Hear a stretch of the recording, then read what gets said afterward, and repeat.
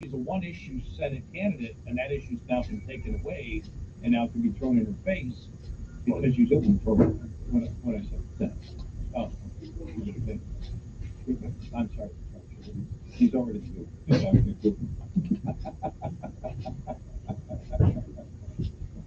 Morning. Morning, sir. And so that's the one. And by the way, I did see a Kemp ad yesterday taking advantage of it. Oh yeah, he's just. I don't know why. If in fact, if they didn't, if Kemp didn't take advantage of that completely in ads, I'd be scratching my head. What are you doing? Oh, speaking of race, the new Fetterman ad that just started in Pennsylvania. Oh yeah. We'll have that coming up.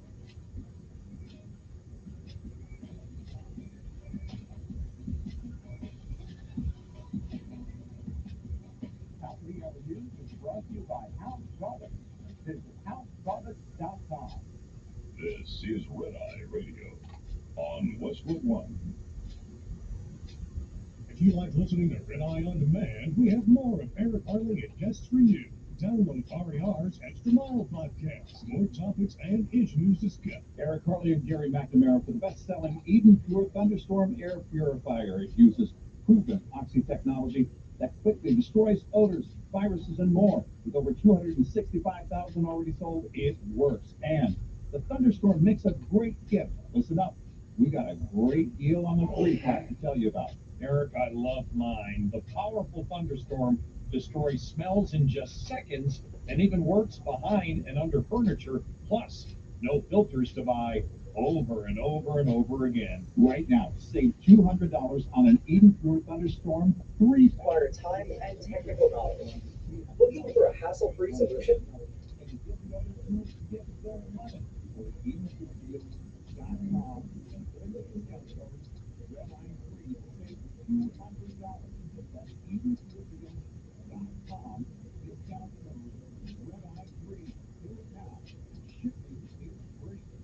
Tired of poor fuel closing your engine power? Fight back with power diesel Defender. Defender's I-Check fuel detergent filters all harmful deposits and shields off their return. It maximizes lubricity, providing superior protection for your entire fuel system. With unbuilding strength, it boosts fuel economy a minimum of 5%. Guaranteed. Defend your engine with the force of a Ford Viking. Let Power Diesel Defender keep your vehicle performing like a true champion all year round. Explore even more powered products like yours. Red Eye Radio is our sponsor of the over 6-decade safety. Just like rear power reaching the Red Eye Radio million mile club. We facilitate drivers racing past the million mile mark. Prevent more accident-free driving by reaching the successful community of our million mile drivers who share a remarkable safety record and demonstrate superior driving skills. If you or someone you know is a truck driver with a million miles or more of driving under your belt without a preventable accident, write us online at rediradioshow.com. That's rediradioshow.com. The Red Eye Radio Million Mile Club would not be possible without the generous support of the fine folks from Electrostocking Center, Power Lubricant, Small Cell 6, the St. Chris Personal, and Power Care. We applaud the individual truckers and fleets who drive with care to keep our highways safe. The Red Eye Radio Million Mile Club, devoted to trucking safety. Register online at rediradioshow.com. If you depend on a truck to make a living, then American Trucker is for you. Every day, trucker.com is packed with information you need to keep your truck running and the money rolling. From new products to the latest regulations, American Trucker has what you need to know.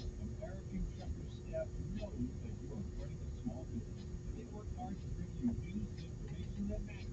So don't miss American Trucker's free newsletter. Go to trucker.com. That's trucker.com and sign up today. WWIAM, the home of the Ghost Club Show, and heard on 95.1 HD3FM, Vancouver's premier radio station.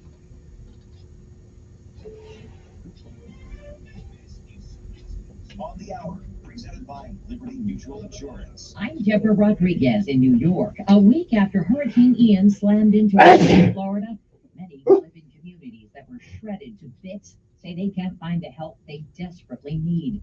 Correspondent Manuel Bocorquez is in Fort Myers. All of the debris, the trash, the ruined furniture that is now out on the streets, all of it is evidence of the onslaught that took place here.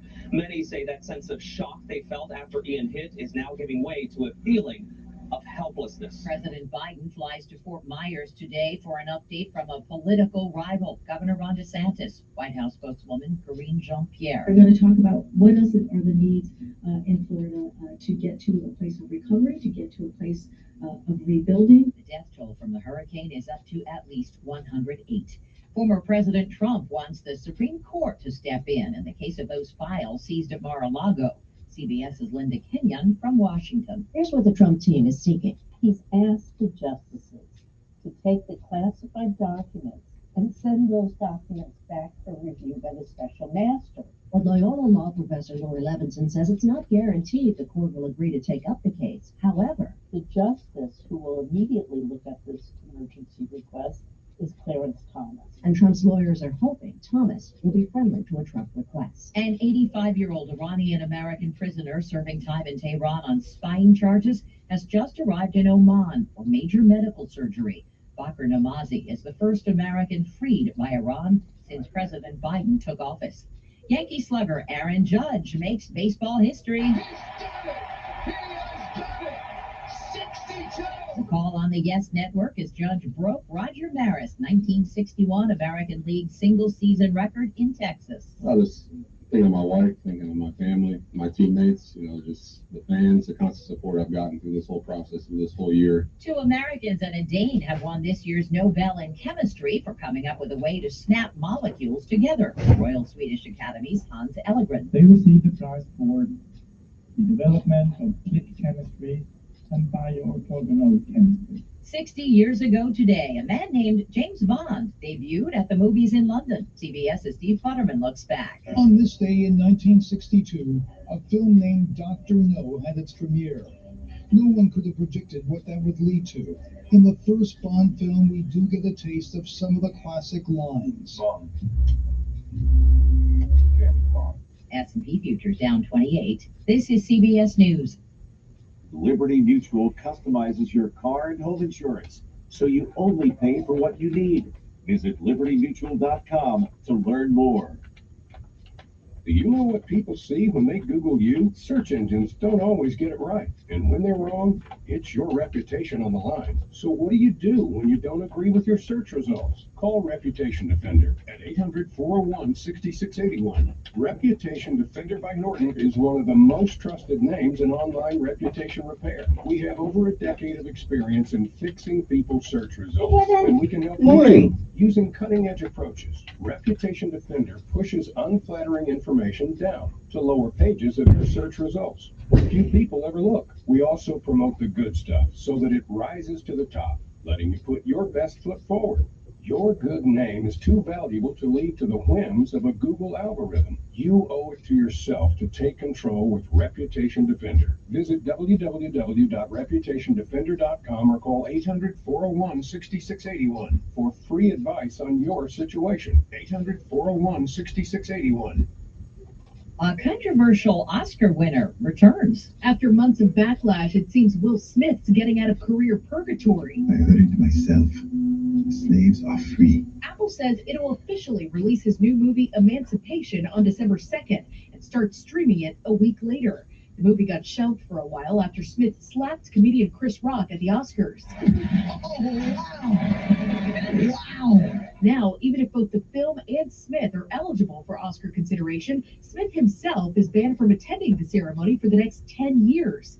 Monica Ricks, CBS News. After 13 years of marriage, Tom and Giselle could be over. Tabloid reports say Tom Brady and Giselle Bundchen have been living apart for weeks, and the Tampa Bay Bucks quarterback and his fashion model wife have each reportedly retained divorce lawyers. Recently, Bundchen told Vogue she had concerns about her husband's decision to continue playing football. Deborah Rodriguez, CBS News. It's tailgating season here at Mama's Produce, and we also have sausages that you can throw on the grill, like jalapeno pineapple, maple blueberries, black pepper cheddar, green onion, and of course you still need some good old bacon for in the morning when you pick up some fresh eggs from it. Too tired to cook tonight? We've got you covered. Come by Mama's and pick up a casserole. We've got dirt road gourmet, sausage and grits, poppy seed chicken, almond chicken, king ranch. Come see us at Mama's Produce, 1154 South Memorial Drive in Travel, adjacent to Travel Farm Center. Finding great candidates to hire can be like, well, trying to find a needle in a haystack, but not with ZipRecruiter. Its powerful technology actively finds and invites qualified candidates to When my heart keeps telling me, baby, ZipRecruiter finds you the needle in the haystack. See why 4 out of 5 employers who post a job on ZipRecruiter get a quality candidate within the first day. Try ZipRecruiter for free at ZipRecruiter.com/free. That's ZipRecruiter.com/free. If you're in a room with 4 other people, chances are one of you has already been an identity theft victim. 1 in 5. Watching your account and credit isn't enough. It can be dangerously easy to steal your identity. LifeLock by Norton makes it easy to help protect yourself. If you become a victim, LifeLock will work to fix it. Nobody can prevent an identity theft, but everyone can save up to 25% on their first year with promo code BECK at LifeLock.com. Promo code BECK saves 25% off your first year.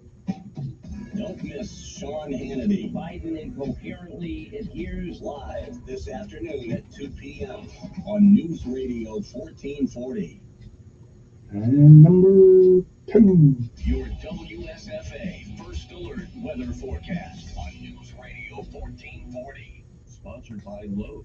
At Lowe's, every pro is an MVP to us. MVP's Pro Rewards members visit Lowe's now and earn bonus points on products and brands like DeWalt. Then redeem for Lowe's e-gift cards and more. Bonus points calculated before taxes and fees. After applicable discounts, if any. Subject to program terms. Visit Lowe's.com/MVP bonus points for details. Now through 10/28. Another day with plenty of sunshine. There will be some clouds in the mix, especially the first half of today. So we'll see partly cloudy this morning into the afternoon, with plenty of sunshine as the afternoon goes on. Temperatures today around 82 or 83 degrees, low humidity and a light wind. For tonight, low 50s, clear skies, ample sun on Thursday, 84, 87 on Friday, mostly sunny skies. Still no sign of rain even through the weekend. That's your first alert forecast. I'm meteorologist Tyler Tabor for News Radio 1440. Montgomery's Watch Traffic, brought to you by Brubaker Motors. It's better at Brubaker. It's better at Brubaker. 1440. Good morning, Montgomery. We're looking pretty good on the interstate systems. No problems there. Traffic moving smoothly in from Canton, Albany, Greenville. We do have a side street accident. It's not really side street. It's Highway 31 down in Oak Hole near McLean Road. The road is blocked, so please use caution if you're approaching that area. Outside of that, we're looking good. Keep listening. We will keep you posted with the latest and the most accurate traffic conditions on the radio. Reinhardt Used Car Super Center has a great selection of Camrys, RAV4s, Tacomas, and 4Runners. Your good credit and no money down gets you on the road today and whatever you want. Reinhardt Used Car Super Center. Buckle up, it's the law. From Montgomery Skywatch Traffic, this is Major Delay. When it comes to tires, bald ain't so beautiful. It's time for a tire makeover at Chico's Auto Pros. Better price, better experience, guaranteed. 239-9510. Good morning, I'm Jed Davis. Here's what's happening in the news on this Wednesday. Rescue crews in Florida continue to go door-to-door looking for survivors following Hurricane Ian. The storm is now responsible for at least 106 deaths. Hundreds of thousands of people are still without power, and food and water is scarce in some areas. If you'd like to help, you can make a donation by texting the word STORM to 51555. The Federal Aviation Administration says flight attendants will now be required to get more rest in between flights. This comes after protests from flight crew unions who've been fighting for the change. This new rule will become effective in about 30 days. Some international news: North Korea fired a ballistic missile over Japan yesterday for the first time in 5 years. The missile test forced Japan to issue evacuation notices and stop trains while that weapon was in the air. It's the most proactive weapons demonstration by North Korea this year. That's your news on this Wednesday morning. I'm Chad Davis for WSFA 12 News. Paid for by Christian Care Ministry. Let's see, if something costs less, people are happier with it. That sounds like something to look into, and that's MediShare. Maybe you've heard switching to MediShare to pay for healthcare can save the typical family $500 a month, and that's huge. But it's also true that people are way more satisfied after making the switch too. The customer satisfaction rate for MediShare is double that of the typical health insurance plan. MediShare works. It's been around for more than a quarter century, and members have shared more than $3 billion of each other's bills. People love having telehealth and a huge nationwide PPO network. So, yeah, you can save a ton and like it better. Imagine being happy with how you're taking care of your health care. So if you're self-employed or part of the gig economy, or you just want a plan you're happy with, you can call right now and get a price within 2 minutes. Very, very smart use of 2 minutes. Here's the number you need, 855-51-BIBLE. That's 855-51-BIBLE, 855-51-BIBLE. Is your foot pain becoming a hassle? Can't get through a workday without pain? Can't go shopping without limping down the aisles? I'm Dr. Brian Killey, a board-certified podiatrist with specialized training in endoscopic procedures for heel pain and neuromas. Most diagnostic procedures can be performed right in the office, saving you the time and trouble of going from place to place. So don't run around town to fix your feet. Call me at 265-7585 for an appointment. That's 265-7585. Serving Montgomery, Greenville, and surrounding areas for over a decade. Follow us on Facebook or visit us on the web at www.greenvillefootcare.com, where doctors' profiles, directions to the office, hours of operation, and new patient paperwork are all just a click away. You can also find useful information on common foot conditions and services that we provide. I'm Dr. Brian Killey with Greenville Foot Care. Happy feet start here. No representation is made as to the quality of podiatric services to be performed or as to the expertise of podiatrists performing such services. Telling it like it really is. That's the fact, Jack! It's the Dan Bongino Show, weekdays from 11 to 2 on News Radio 1440. And here we go. Sometimes you need to reset, refocus on your day. The moment where you take a deep breath and change your focus from the problem to the problem solver. This is Decisions with Kevin Elkins.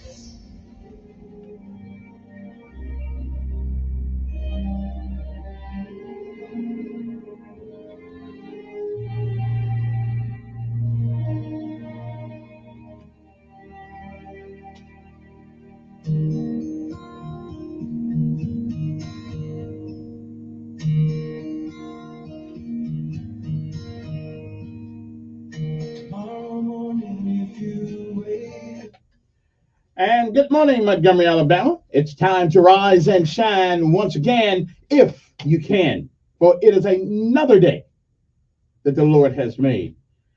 And you're on top of the ground, and the ground's not on top of you. Good morning to you. It's time for our daily bread, a word from on high to change your perspective or give you a new one.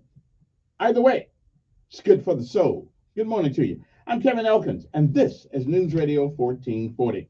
It is time for our daily bread. Believe it or not, it is October the 5th, 2022 AD.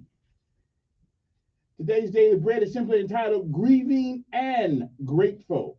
Sounds like an oxymoron, but I understand it. Our scripture insight today comes from Job 1:13 through 22. But Job 1:21 says, "The Lord gave, and the Lord taketh away. May the name of the Lord be praised." That is Job 1:21. And again, it is October the 5th, 2022.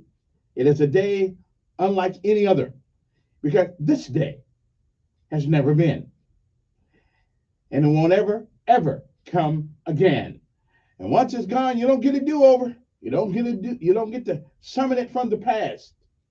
You don't get to come back and do all the things that you forgot to do today. But more importantly, you don't get to come back and undo the things that you do. So whatever it is that you do with this day, October the 5th, make sure that if tomorrow should be, you'll be proud of what you have done on this day. If you've lived a while, you've seen, you've heard many, many yesterdays. And if we are blessed and given the grace and mercy of God Almighty, we may, I'm not sure, but we may see some tomorrows. But if tomorrow should never be, then it is this day. That is the first day of the rest of your life. What are you going to do with it? Well, whatever you do, while you can, as long as you can, until you can't, reach back and give somebody else a helping hand.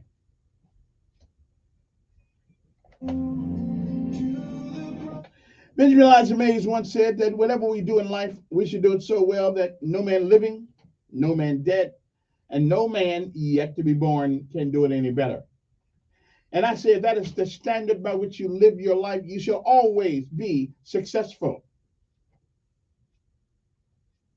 Oh, you may fail at a thing or two, but we all do. But you can't quit. We must give out if we must. Rest only if we can. But we never, ever, ever quit. We never give up because quitters never win. And winners, where they may fail at a thing or two, they never quit. Martin Luther King said, if you can't run, walk. And if you cannot walk, you crawl. But whatever you do, you keep moving forward. And when the mountains are high and the valleys are deep, just remember this. They got some wireless communication. Had it for a long time. It's called prayer. Use it. It always works. Always, always works. It's a great day to be alive. October the 5th, 2022. Grieving and grateful. That's our daily bread for this day, October the 5th. We'll be back, hopefully.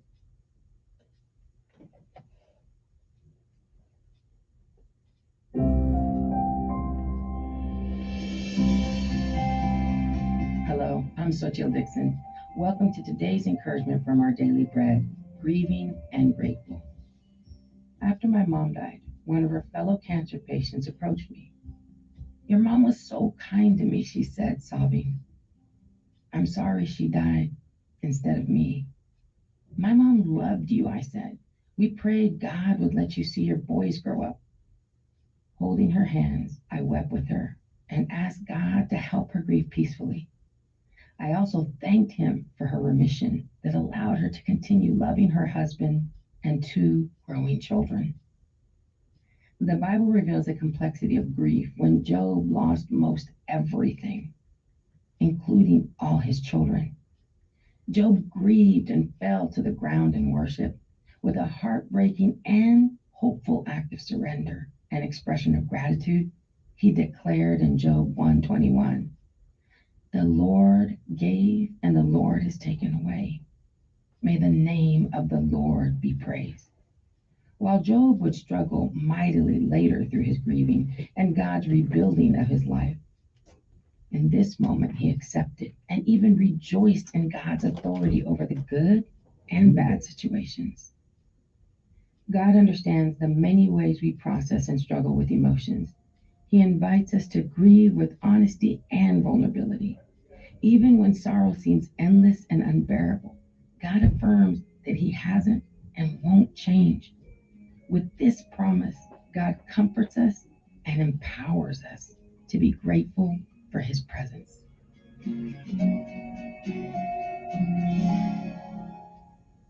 Join me as I read today's scripture reading. It's taken from the book of Job, chapter 1, verses 13 to 22. One day, when Job's sons and daughters were feasting and drinking wine at the oldest brother's house, a messenger came to Job and said, the oxen were plowing and the donkeys were grazing nearby, and the Sabians attacked and made off with them. They put the servants to the sword, and I am the only one who has escaped to tell you. While he was still speaking, another messenger came and said, the fire of God fell from the heavens and burned up the sheep and the servants, and I am the only one who has escaped to tell you. While he was still speaking, another messenger came and said, the Chaldeans formed 3 raiding parties and swept down on your camels and made off with them. They put the servants to the sword, and I am the only one who has escaped to tell you. While he was still speaking, yet another messenger came and said, your sons and daughters were feasting and drinking wine at the oldest brother's house, when suddenly a mighty wind swept in from the desert and struck the 4 corners of the house. It collapsed on them, and they are dead, and I am the only one who has escaped to tell you. At this, Job got up and tore his robe and shaved his head. Then he fell to the ground in worship and said, naked I came from my mother's womb, and naked I will depart. The Lord gave, and the Lord has taken away. May the name of the Lord be praised. In all this, Job did not sin by charging God with wrongdoing.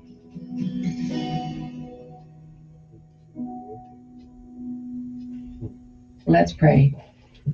Compassionate God, thank you for knowing us and carrying us through every step of our grieving process. In Jesus' name we pray. Amen. Today's encouragement was provided by our Daily Bread Ministries. All right, got the word? Now it's time to get up. Shut her up. Let's do it. Here we go, all the way, gotta be rough and tough, airborne, every day, I run to the sun, no sweat. not yet, down in a mess hall on my knees. We got nothing to eat but a can of beans. The bread was moldy and the meat was bad. Well, you know darn well that you can't eat that. Here we go, Here we go, all the way, gotta be rough and tough, all the way. When I was young, I always wanted to be in the 82nd Airborne, easing the breeze.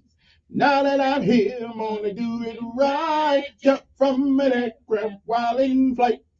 All the way, airborne, all the way. Ah, what a great day it is to be a paratrooper. Come on now.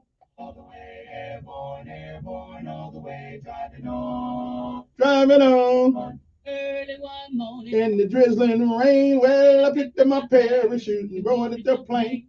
Jump master said 1 minute to go. Green light, With the chilling glow. oh, All the way, airborne, all the way. driving on, driving on. All the way, airborne, all the way.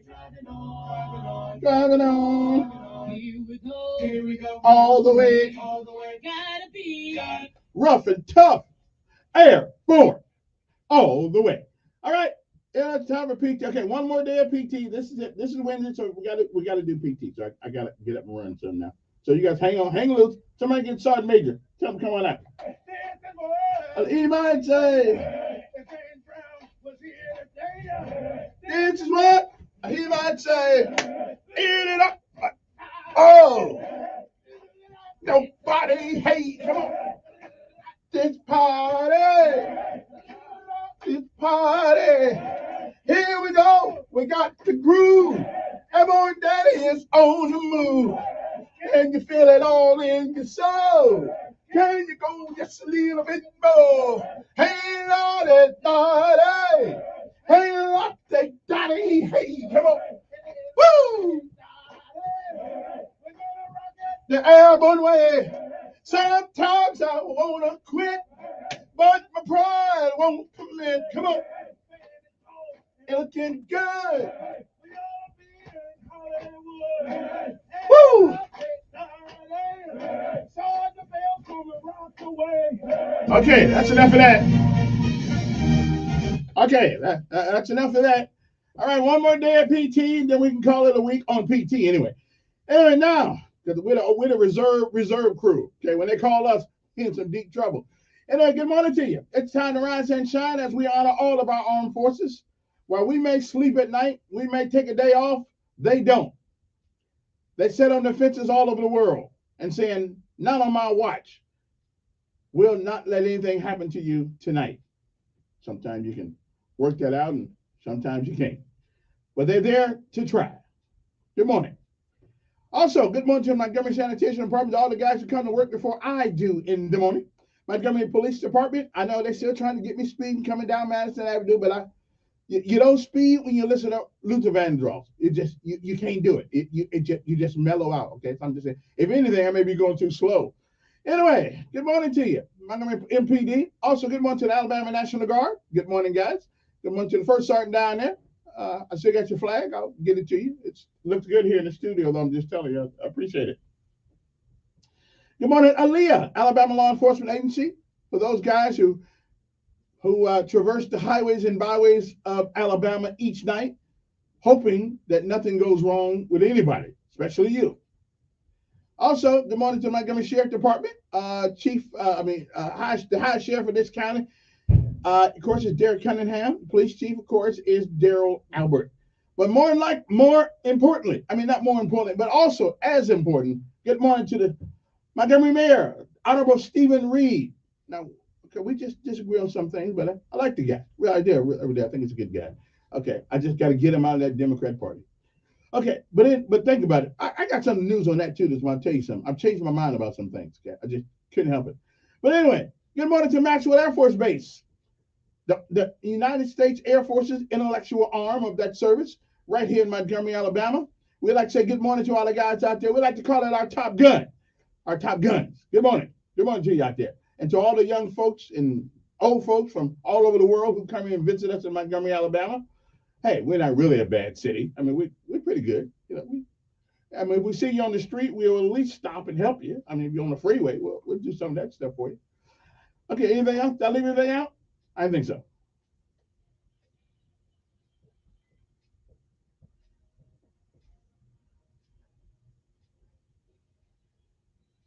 And last but certainly not least, their motto is Semper Fidelis.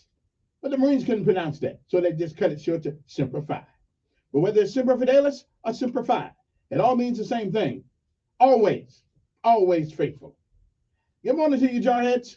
It's time to rise and shine. Anybody want to hear the story one more time? Oh, you hear it one more time. Oh, yeah, you're going to hear it one more time. I mean, you're going to hear the story one more. I mean, it's coming, you know, like a hurricane. It's coming. Oh, okay, that's not a very good analogy. You know what I mean? Because I wouldn't want to be in the path of a hurricane.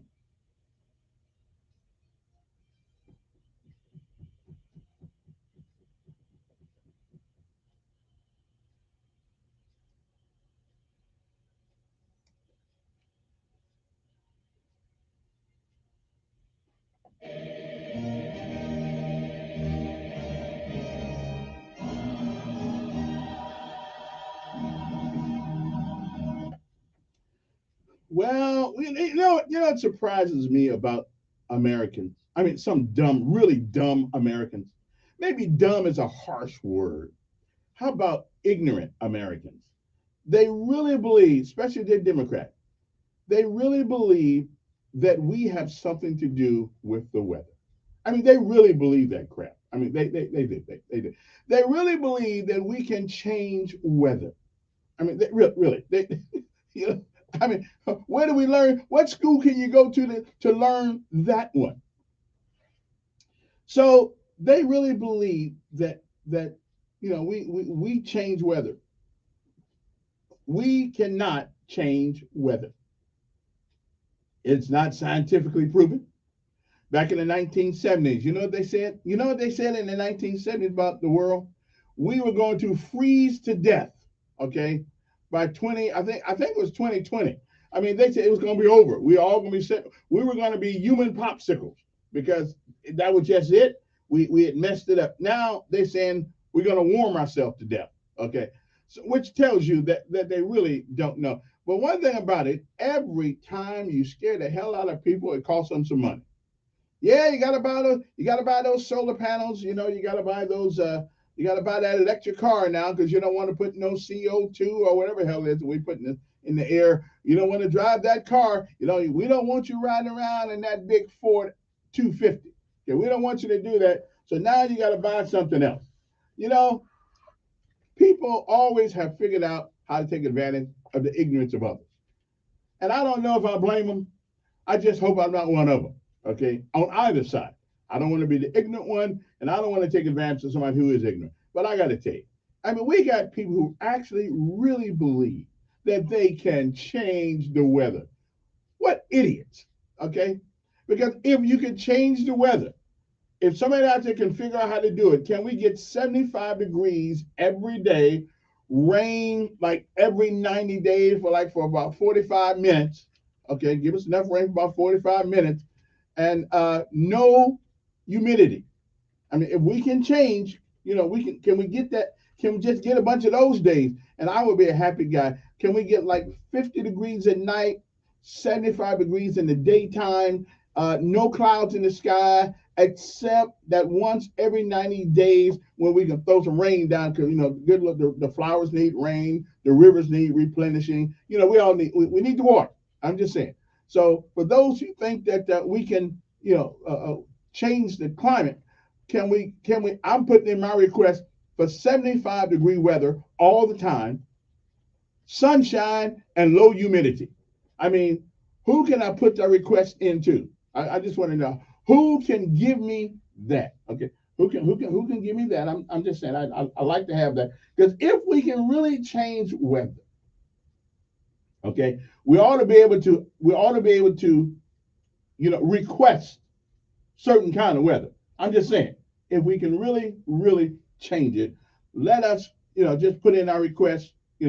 And one part of America, one first 3 months, another part of America the next 3 months, and another part of America the next 3 months, so forth and so on. You know what I'm saying? I'm just saying we can. So if we really can change weather, if we really can't affect weather, I'm putting in my request: 50 degrees at night, 75 degrees, no higher than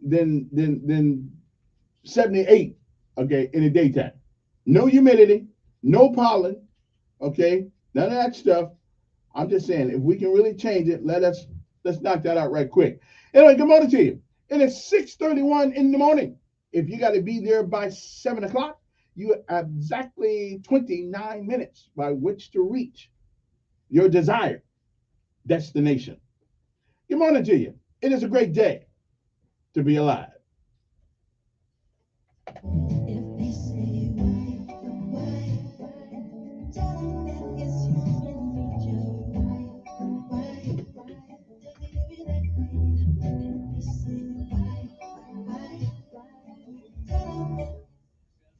First Alert Weather Forecast on News Radio 1440. Sponsored by News Nation. Chris Cuomo is back with a new show on a new network. Catch Cuomo weeknights on News Nation at 8/7 Central. To find News Nation on your television provider, go to newsnationnow.com/join us. Another day with plenty of sunshine. There will be some clouds in the mix, especially the first half of today. So we'll stay partly cloudy this morning into the afternoon, but plenty of sunshine as the afternoon goes on. Temperatures today around 82 or 83 degrees, low humidity and a light wind. For tonight, low 50s, clear skies, ample sun on Thursday, 84, 87 on Friday, mostly sunny skies. Still no sign of rain even through the weekend. That's your First Alert forecast. I'm meteorologist Tyler Seabury for News Radio 1440. Montgomery Skywatch Traffic, brought to you by Brubaker Motors. It's better at Brubaker on News Radio 1440. Good morning, Montgomery. Right now, we're looking pretty good. We've got that one accident that's been reported. It's on Highway 31 southbound at McLean Road. It's between McLean Road and Old McGee Road. So please use caution. Road is blocked due to this wreck down in Hope Hall. Outside of that, we're looking good. Interstate system's moving smoothly. Keep listening. We will keep you posted. From a simple patient transport to life and death situations, Haynes Ambulance is there for you both on the ground and in the air.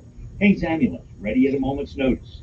Buckle up, it's the law. For Montgomery Skywatch Traffic, this is Major Delay. When it comes to tires, bald ain't so beautiful. It's time for a tire makeover at Chico's Auto Pros. Better price, better experience, guaranteed. 239-9510.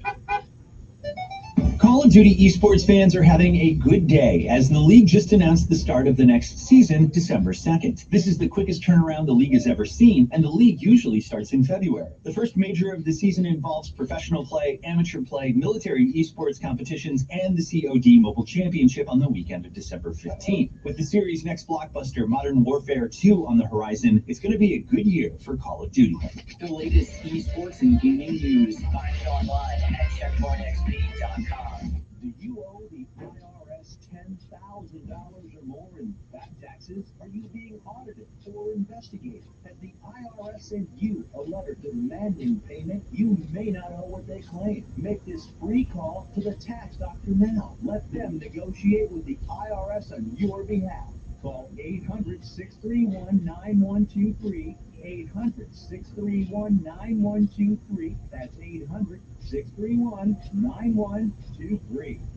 Paid for by Christian Care Ministry. Let's see, if something costs less, but people are happier with it, that sounds like something to look into, and that's Medishare. Maybe you've heard switching to Medishare to pay for healthcare can save the typical family $500 a month.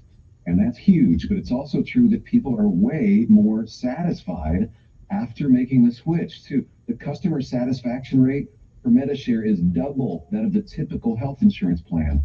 Medishare works. It's been around for more than a quarter century, and members have shared more than $3 billion of each other's bills. People love having telehealth and a huge nationwide PPO network. So, yeah, you can save a ton and like it better. Imagine being happy with how you're taking care of your health care. So if you're self-employed or part of the gig economy, or you just want a plan you're happy with, you can call right now and get a price within 2 minutes. Very, very smart use of 2 minutes. Here's the number you need, 855-51-BIBLE. That's 855-51-BIBLE, 855-51-BIBLE. Hey, Bobby, why do digital marketers make good actors? I'm not sure. Why do they? Because they nail impressions. Man, Bobby, you kill me. So, you think you can sell impressions too? Boy, do we have a job for you. Cumulus Media is looking for a great digital sales manager. We offer full-time positions with great benefits and opportunities in media, digital sales, a fun working environment, and all the impressions you could possibly think about selling in the industry, on air, and online. Go to newsradio1440.com for details. My wife and I enjoyed a wonderful dinner last week with friends we hadn't seen in a long time. The next day, we received a handwritten note which they delivered to our mailbox, letting us know how much they had enjoyed our dinner together, along with an article that we had discussed. It's refreshing to get a thoughtful handwritten note once in a while. It's enough to inspire me to get started. To learn more, check us out at BeKindnessRevolution.net. Telling it like it really is. That's the fact, Jack. It's the Dan Bongino Show. Weekdays from 11 to 2 on News Radio 1440.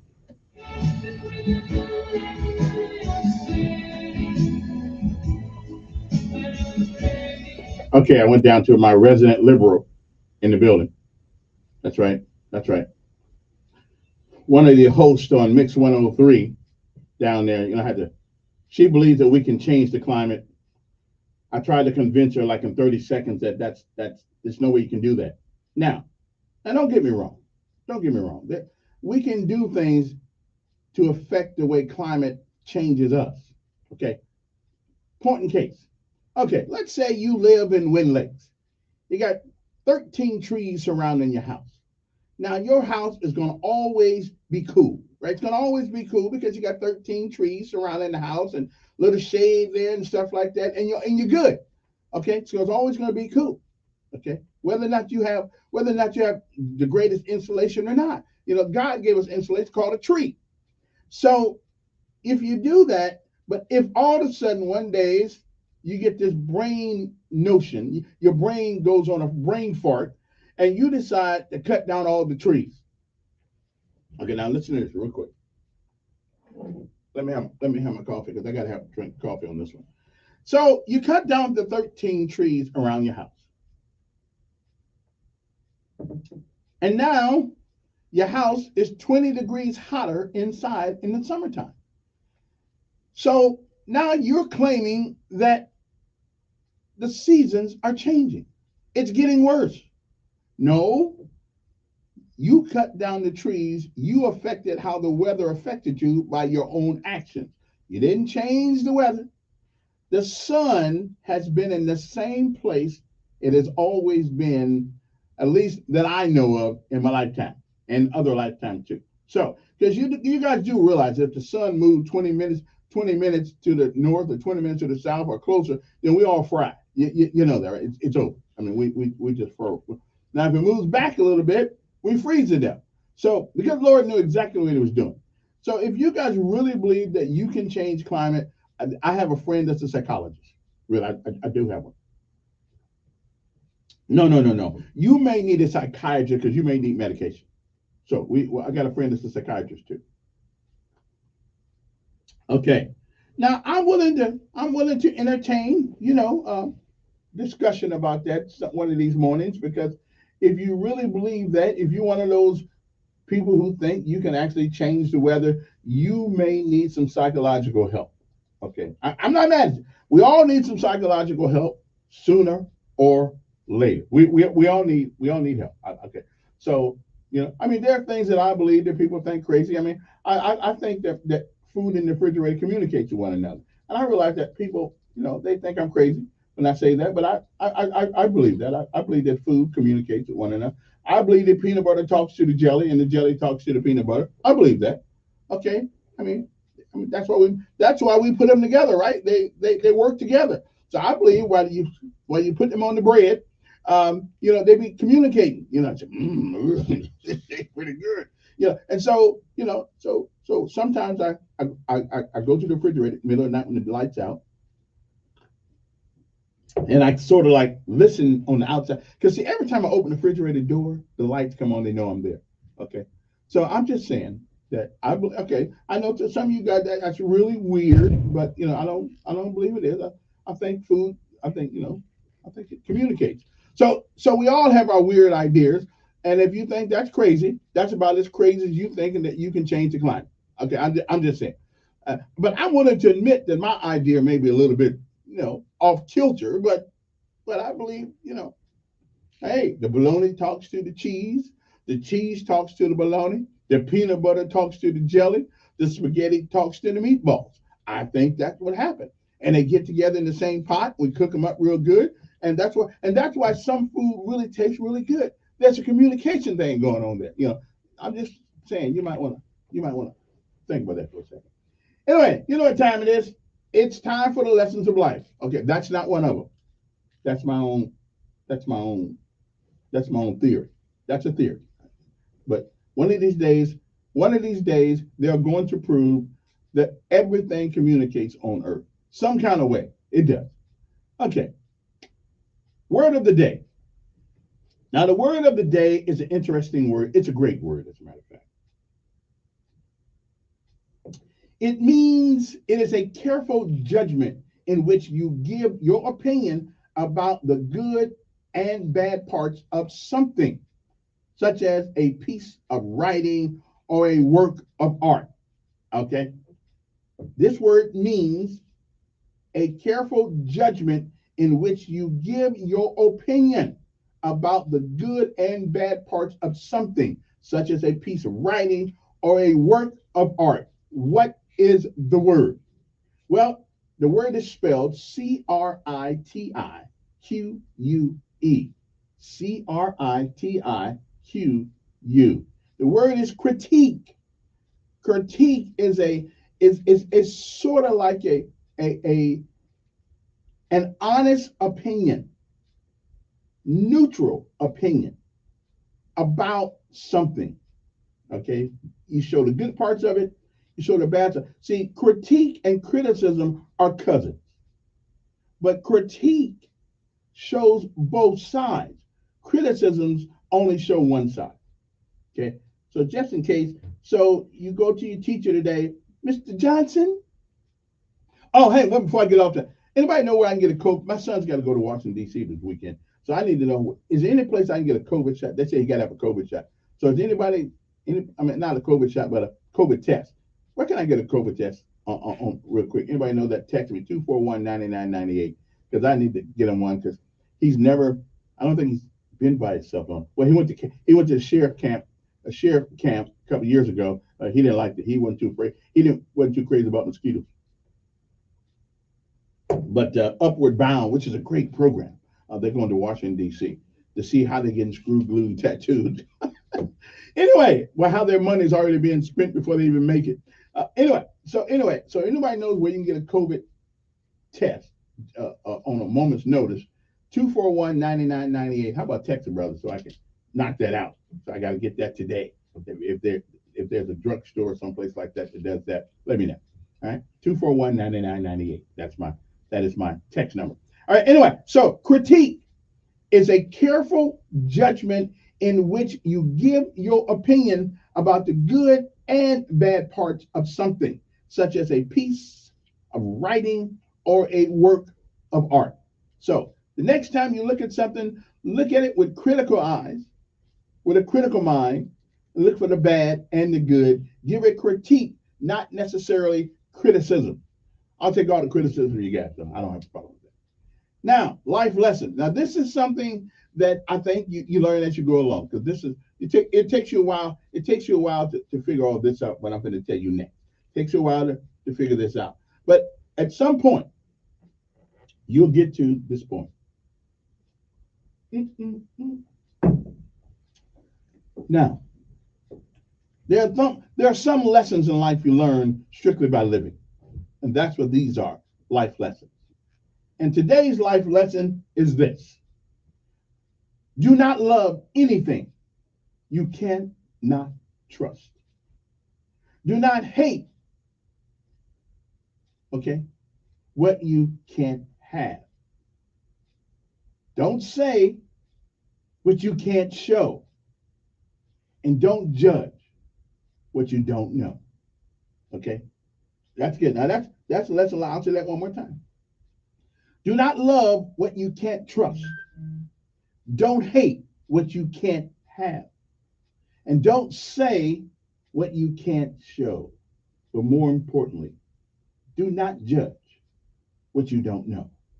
Okay? If you stay within those parameters, you're going to be just about all right. And then somebody will still complain about you. Anyway, good morning to you. It is October the 5th. It is the 278th day of this year. Okay? 278th day of this year. There are 87 days left in the year 2022. Okay? That's what it's going to be. Okay? On October the 5th, 1947, President Harry S. Truman delivered the first televised White House address as he spoke on the world food crisis. So I guess this food thing, not something that's new. It's been happening a long time. Also on this day, in 1829, the 21st President of the United States, Chester Alan Arthur, was born in New Fairmont, Vermont. 1921, the World Series was carried on radio for the first time, okay, as Newark, New Jersey station WJZ, later WABC, relayed a telephone play-by-play account of the game from Palo Ground. Although the New York Yankees won the opener 3-0, the New York Giants won the series 5-3. And the year was 1953. Earl Warren was sworn in as the 14th Chief Justice of the United States, succeeding Fred M. Vinson. Must have didn't do much because I never heard of him. 1958.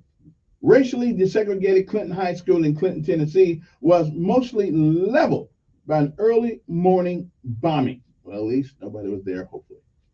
1983, Solidarity founder Lech Walesa was named winner of the Nobel Peace Prize. Moving on. 1984 was the year the Space Shuttle Challenger blasted off from the Kennedy Space Center on an 8-day mission. The crew included Kathy D. Sullivan, who became the first American woman to walk in space, Mark Garneau, the first Canadian astronaut. Okay, then, that's good. 1989, a jury in Charlotte, North Carolina, convicted PTL evangelist Jim Baker of using his television show to defraud followers. 1999, 10 years later, in a packed commuter train collided near London's Paddington Station, killing 31 people. The year is 2001. Tabloid photographer, editor Robert Stevens died from the inhaled anthrax, the first of the series of anthrax cases in Florida, New Jersey, and Washington. 2005 was the year defined the White House senators voted 90-9 to approve an amendment sponsored by Senator John McCain, Republican of Arizona, that would prohibit the use of cruel, inhuman, degrading treatment or punishment against anyone in U.S. government custody, except in our local prisons. Okay, I mean, just in case somebody didn't know, that's still U.S. custody. I'm just saying we might want to go back and look at that law and in regards to how we treat our own prisoners in the United States. I think it said, I think it says let me say that again. 2005, defying the White House, senators voted 90-9 to approve an amendment sponsored by Senator John McCain, a Republican of Arizona, that would prohibit the use of cruel, inhuman, or degrading treatment or punishment against anyone in U.S. government custody. Well, it seems like to me that people in prison in the United States are in the custody of the U.S. government. A reluctant George W. Bush later signed off on the amendment. So I think hey guys, that's a new one for the prisoners in Montgomery, in Alabama. Go to this federal law right here where they said you couldn't be degraded, okay, anything like that. So that may be another avenue we can try and get some decent treatment for some of these guys in prison. Okay, just tell them about the law that John McCain and President George Bush signed. Again, one more time, it says John McCain, that a law that will prohibit the use of cruel, inhuman, or degrading treatment or punishment against anyone in U.S. government custody. I'm just saying.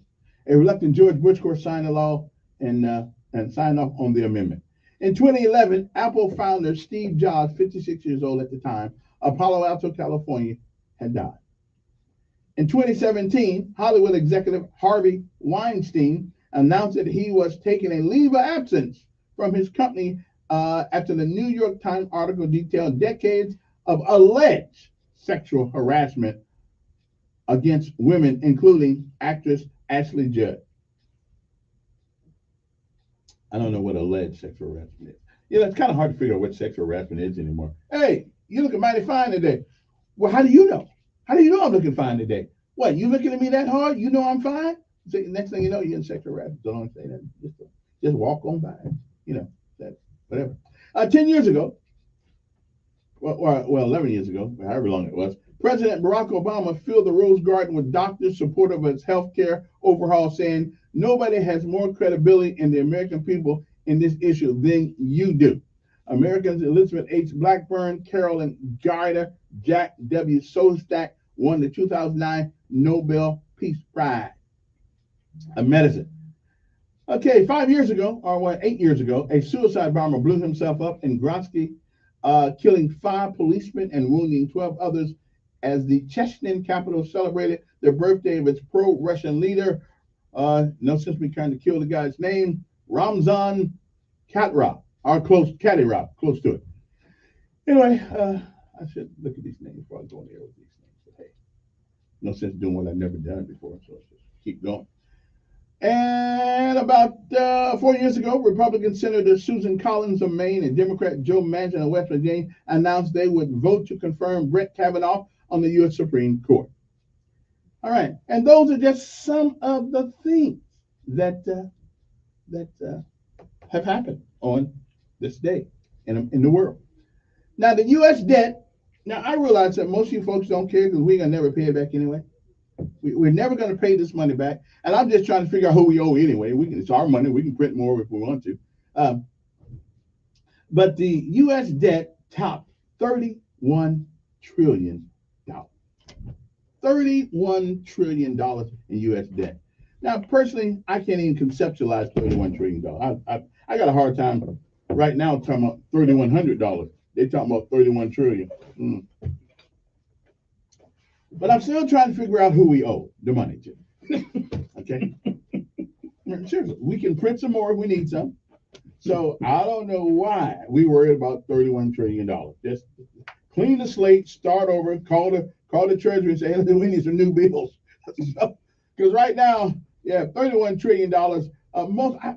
We can't even, that's enough money to go from here to Venus 3 times if you lay the bill next to each other. Okay, I'm just saying. So I don't believe in we owe anybody, and if we owe the Russians, too bad. And if we owe the Chinese, too bad. They owe us too. But all that intellectual property they've done stolen over the years. But they still my buddies. So don't get me wrong. Just in case they listen, I still like you. Ain't no ICBM over here at me. Okay, America's borrowing binge has long been viewed as sustainable due to historically low interest rates. But as the rates rise as they are now, fiscal woes are getting worse. Okay, and here's another one. Florida leaders rejected major climate laws. Now they're seeking storm aid. Well, they didn't do anything about the climate. Okay, and I'm willing to bet anybody, I'll put $100 on this. I guarantee you, way before we knew it, they were having hurricanes. I guarantee it. Okay, if we could go back in time 1,000 years ago, they had a hurricane. Yeah, they've been having hurricanes since the good Lord walked on water. Okay, you remember in the Bible where it says the seas became rough, and Jesus said, "Be still." Okay, that was a hurricane then. Okay, so we've been having hurricanes for a long time, but if you got Jesus on your side in the same boat with you, you're good. Okay, I'm just saying you might want to think about that. But we blaming us for hurricanes. Okay, we didn't got nothing to do with hurricanes. Okay. And if we could figure out weather, seriously, I want 75-degree weather all the time, okay, and rain once every 90 days. Okay. If we can change it, how about can we do that? And no humidity. Okay. Because I don't know if humidity is actually needed for anything to grow. I don't know. Do you need humidity? I mean, you know how to grow stuff. Donald, do we need humidity for anything? Is it good for anything else but make you suffer? Some things warrant no comment. Okay. That means you don't know.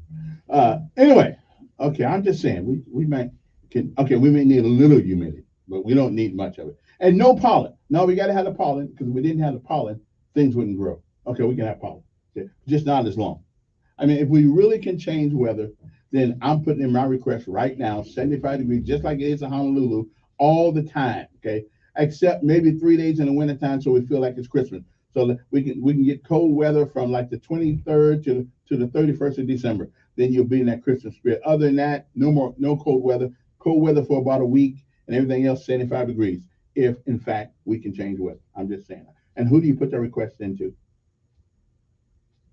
Okay, then. You can always tell when it's an election year, because we always talk about Alabama and the reapportioning, the redistricting. It always comes up. Nothing really changes. And let me tell you something, ladies and gentlemen. I had an interesting conversation yesterday with John Merrill, the Secretary of State, about our election. What I'm going to tell you today is going to, first of all, is going to shock your conscience. And what else is going to do is let you know that you don't really have as much power of voting as you think you do. So I had a long, exhaustive conversation with the Secretary of State yesterday, and what we talked about when it comes to voting is an enlightening. Well, let me put it this way. You know, there's an old saying: things are not always as they seem. And I'm going to tell you some of those things that you think's going on that ain't, and I'm going to tell you some things that are going on that it should not be going, but it is what it is. We'll be back. Uno momento after this. 12 News Update on News Radio 14. Morning, old man. Morning. So you talked to John Merrill? Yeah, we talked. And you found us a lot that you didn't know, didn't you? You've been saying some things that didn't make any sense because you didn't know the election law. No. I knew that the Democratic Party and the Republican Party ran their own apparatuses when it comes to vote. But what I didn't know is that our vote don't mean jack. Our vote don't mean nothing. They can take your vote, but they can take your vote like they did with Sabrina Mark. They can take your vote and throw it away. It doesn't mean anything. Hold on. It's a con. And it's not just the Democrats, but you right, have Republicans too. Republicans too. Yeah. Because since you're on that, I'll show you the most ridiculous version of that, and the Republican Party. Well, they both do it. But I've never seen it. I've never seen this. And we pay for those things. Since you brought it up, yeah, we pay. The most ridiculous incident is the Republican Party. Which one? You talking about in Florida? No. I'm Deborah Rodriguez in New York. The death toll from Hurricane So Ian. You think this is something? Now what we Look what went. Hold on. what we find is that our votes don't mean jack. A week I've after got Hurricane Ian's already. landfall, the streets I've of got Fort the most Myers are ridiculous Okay. version of it. The Republican Party. Okay. Now wait till this. Since you brought it up, Well, yeah. I'm going to show you the most ridiculous situation. It's the same coin, different size. Right, but I'm going to show you the most ridiculous, and it's the most famous. Now that you just forgot. don't go to George Bush and. No, I'm not. No, I'm not. I'm going to do one better. He's going to be listening to the And you people forgot who live there everybody. so much. He's going to be talking to the respondents on the ground who have been done tremendous work. Former President Trump has taken his case over those files seized at Mar-a-Lago all the way to the Supreme Court. Former federal prosecutor Lori Levinson. He's asked the justices to take the classified documents that the 11th Circuit said that the Justice Department can use right away and send those documents back for review by the special master. An Iranian American held on spying charges in Iran has arrived in the United Arab Emirates. Correspondent Cami McCormick. 85-year-old Bakr Namazi is the first American to be freed by Iran since President Biden took office. He's been in poor health and was flown to Oman and then Abu Dhabi, where he will undergo surgery. He's a former UNICEF official. His son was also imprisoned and has been furloughed, but not allowed to leave Iran. Brittany Griner's wife is worried about what will happen to the WNBA star who's serving a 9-year prison term in Russia after she pleaded guilty to carrying hashish oil in her luggage. Sherelle Griner tells CBS Mornings, "It feels to me as if she's a hostage." That must scare you.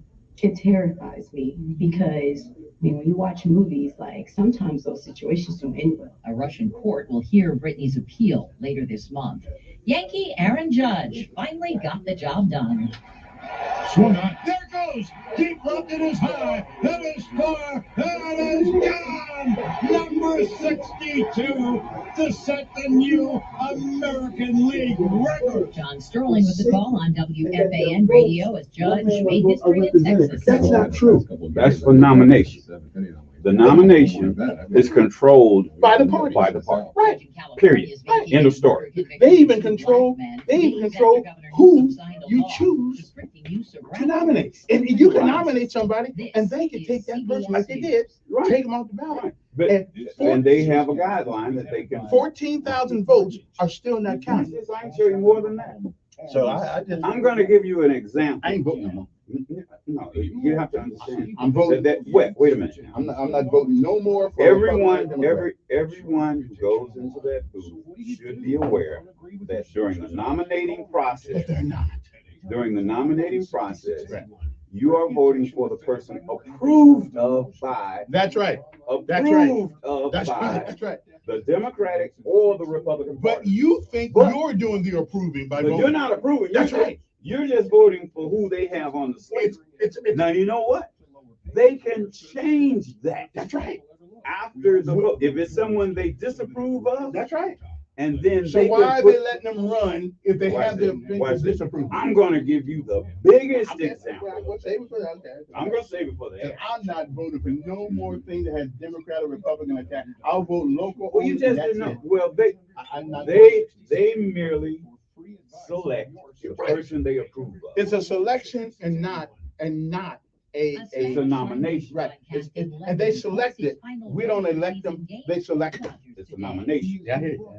Now, but you don't have to, because there are certain states that make it easier for you to vote as an independent. Wait. Because Joe Lieberman is an independent. And how many times in the history of America has an independent got any place? That's according to which state. Because the Democrats. Wait a minute, Alaska, they can do it. An independent, because the law is set up. See, the difference here, you can do it here legally. The law is not set up. But the problem is the parties don't allow it. Right, exactly. You got the party, the Democrats and Republicans guard the gate. And if they don't want you, and the libertarians are on the ballot this year. Yeah. But see, in Alaska, and then people were complaining, Alaska, it doesn't matter what party you're in. It's the popular vote, period. And that's well, I wish we could do that. Then I'll vote. I ain't vote for no more.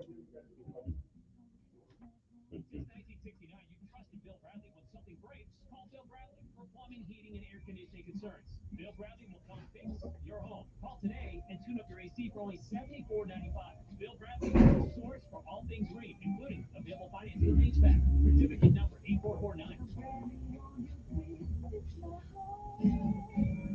Your local radio stations are here for you. No subscriptions or monthly fees necessary. We're here to give you the news, weather, and traffic you need, and the music you love.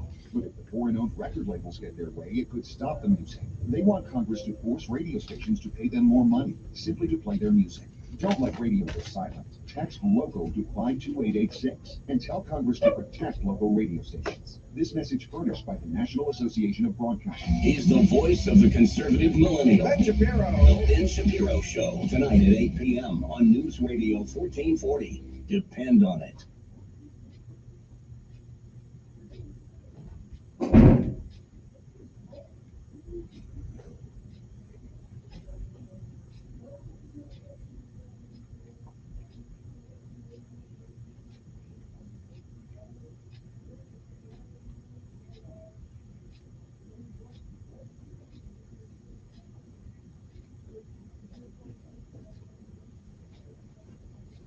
I don't know why I don't like baseball. It's boring.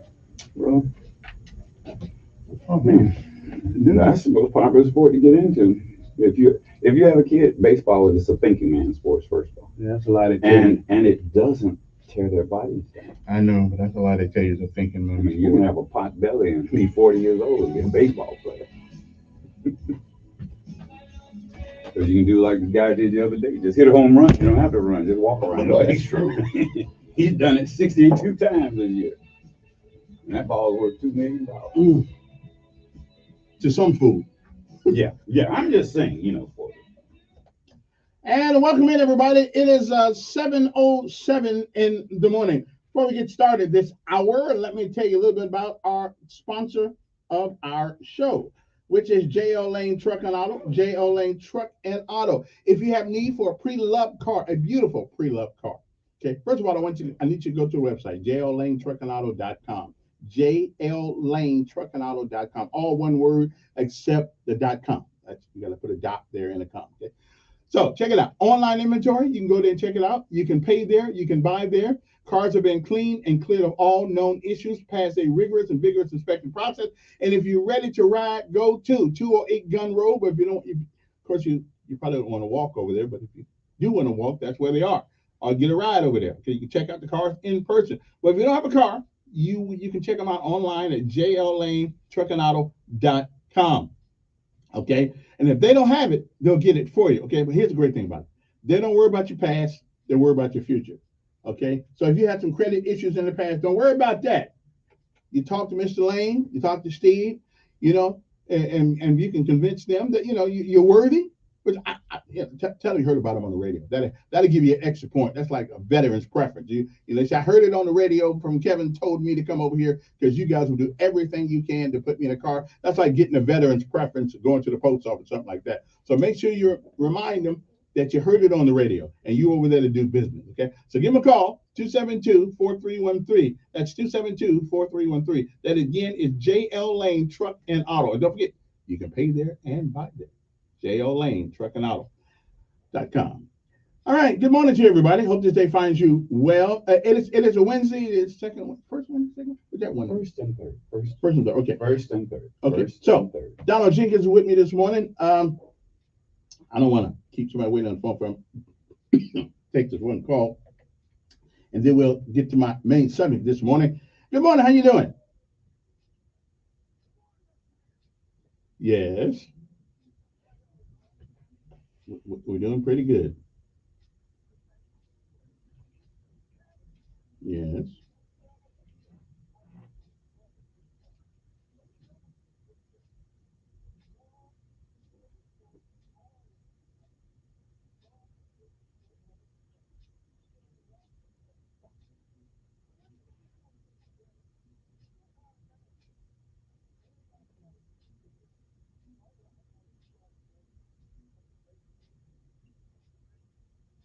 Well, why don't you call? Well, why don't you call me Sergeant Elkins then?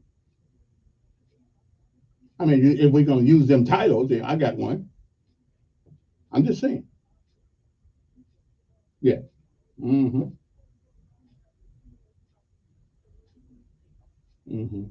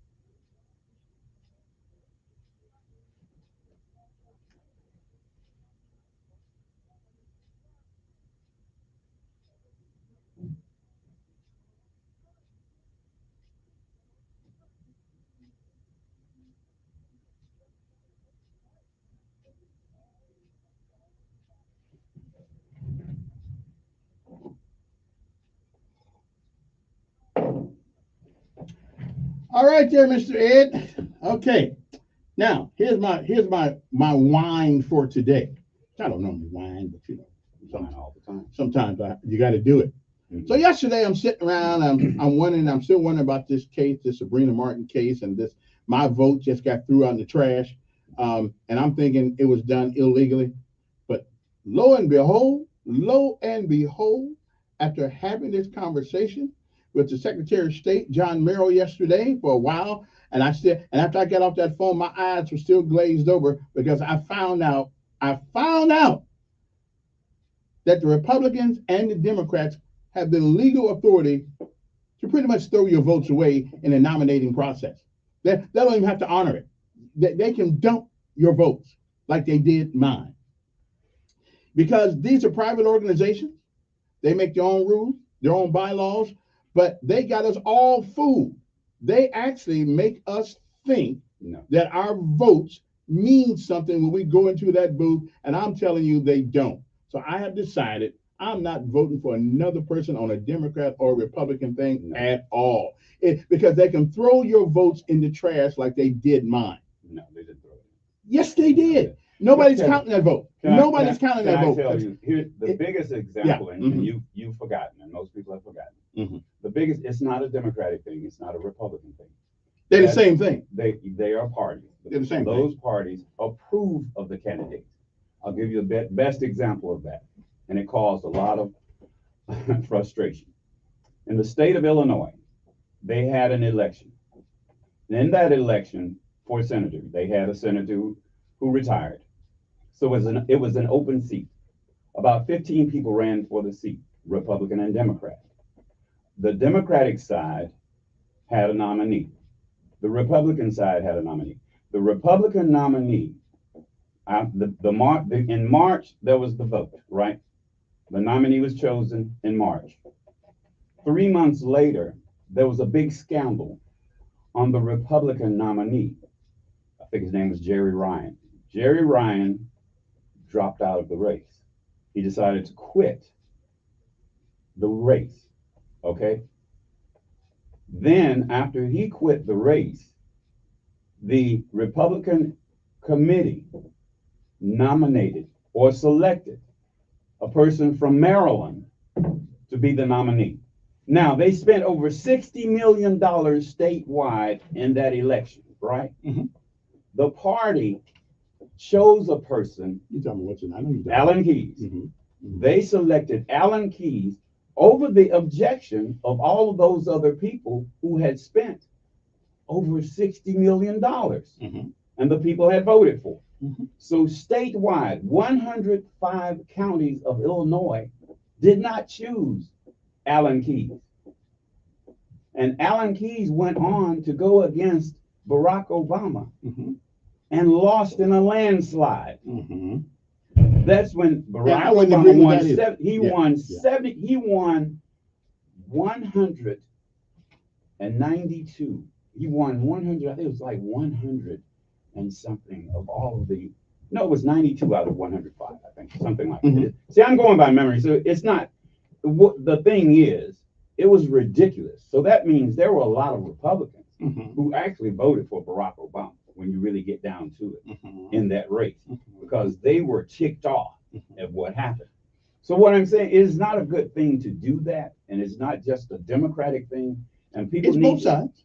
people It's need to both sides. understand Yeah. that the nominees are approved of by the party. Most people. And if the party wants to disapprove of the selection that you have put on there as the nominee, they can choose whoever they want. Whoever, I agree And with that's always been now, the case. Now, But most you just people, found out about wait, it. I didn't just find out. Most people who go vote think that they're voting for the person that they want, not the person that the Republican Party wants, but the person That they approve they of. want, that they approve They must of. meet their approval. Right. Well, we don't know that when we Well, go to now the- you know. Yeah, but so for all these years, we've Well, been I thinking, knew that from day one. No, you didn't know it from Yes, day I one. did. No, you didn't. You I were just born, don't- you well, were, let me ask you you were this. born and you had to learn it at some time. No, I here it is. I didn't. And I'm not, that's why I'm not a Republican nor Right. a Democrat. And It is approved, and then the person has to follow along the guidelines that is approved of by the party. I got no That problem means with that. there are persons who are on the Democratic ticket Yeah. who are pro-life,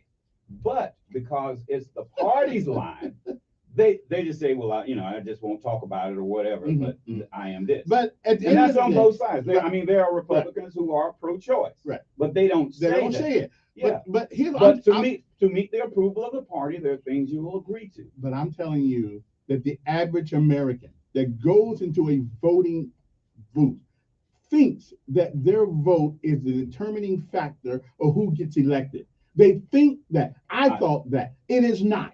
Well, I'm telling you It is that not. now you're an educated voter. You understand that No, I'm an the educated person- non-voter.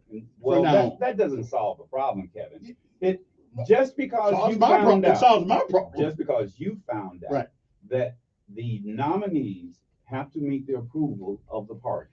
I knew that all the time And voting. that- See, the difference between you and I, because we got involved with voting and understanding about voting in elementary school. Before we could vote, we had to understand what it meant, because the Democratic Party did not approve of all of the candidates that we I had out there. guarantee you right now, most people who go into a voting booth do not understand Well- that their vote can be trounced. Well, They every- do not understand that. They Every don't know that. person listening to the Kevin Elkins show today has found out that factually, you are merely voting for the person to nominate for the position that is approved of by the party. Right. And And your the vote- party can choose not to approve that. Exactly. Your party According- can throw and they- your vote away. According to their bylaws. Right.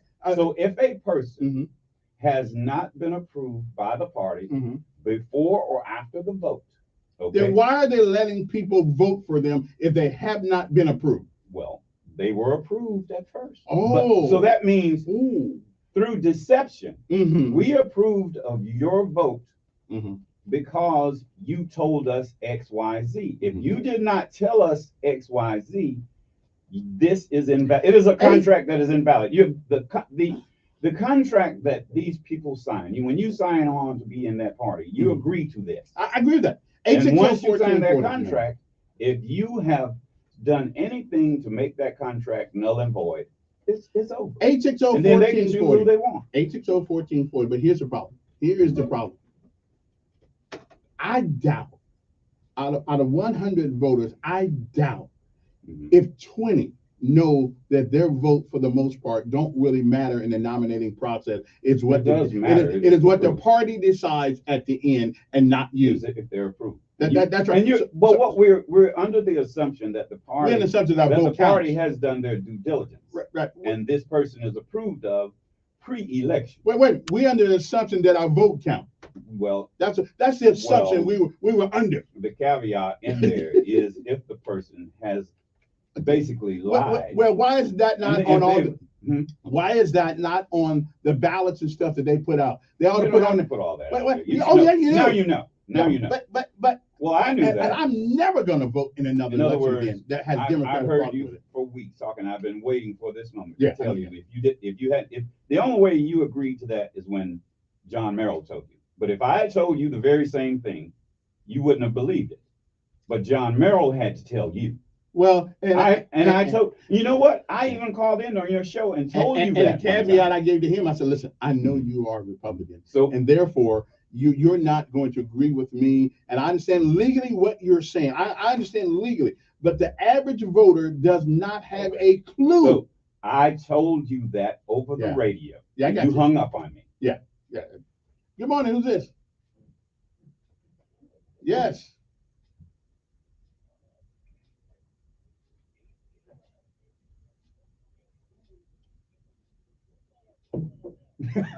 Thank you.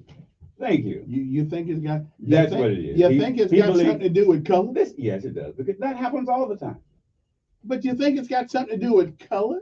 Yes. No, I called John Merrill not because he was white, but because he was a Secretary of State. Okay.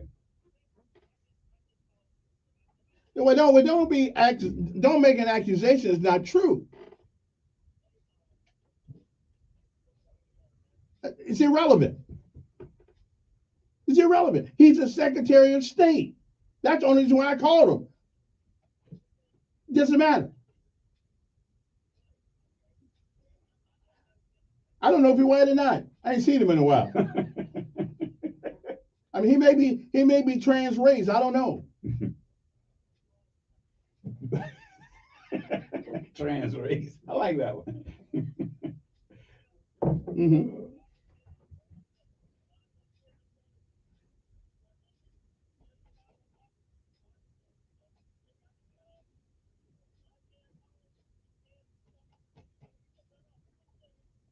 Okay, now let me. Okay, so let me get. If you are the no. So let me ask you a question. Well, let me get a word in first. First of all, if I call the Secretary of State, the guys in charge of the state elections process, then regardless of whether he's white or black, I'm going to pay attention to him because he is the authority over that process. Got nothing to do with color. So why didn't you believe me when I said it over the radio? Because it sounded irrational and unreasonable. Okay. Well, what's the difference between he and I? He in charge. Okay.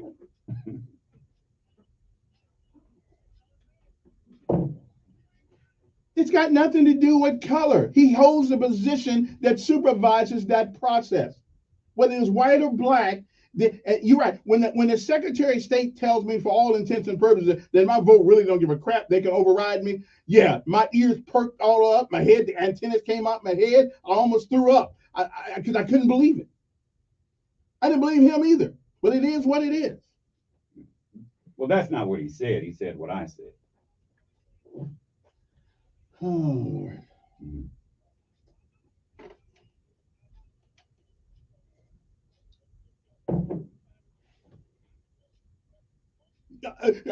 No. Those parties are discouraging you not to vote. No, they're not. Yes, they are. Yeah, they are. Yeah. Okay. I ain't on no Republican side.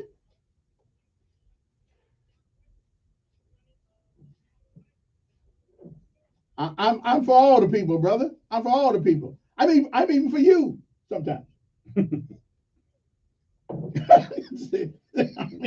I'm even for you sometimes. Yeah. Good morning. Who's this? Morning, sir. Good morning, sir.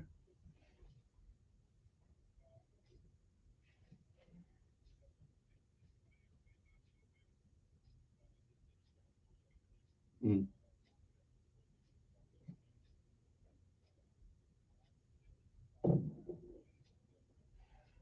Mm-hmm.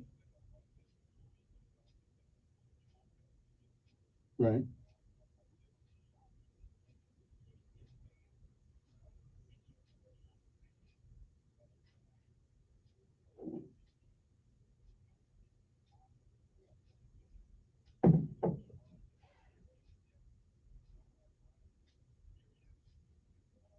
Wow.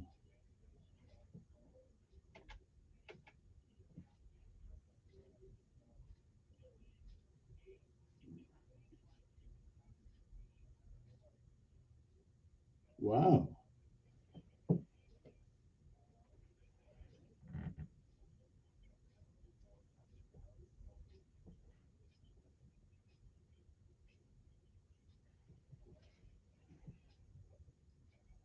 Really? Okay, I will. I didn't.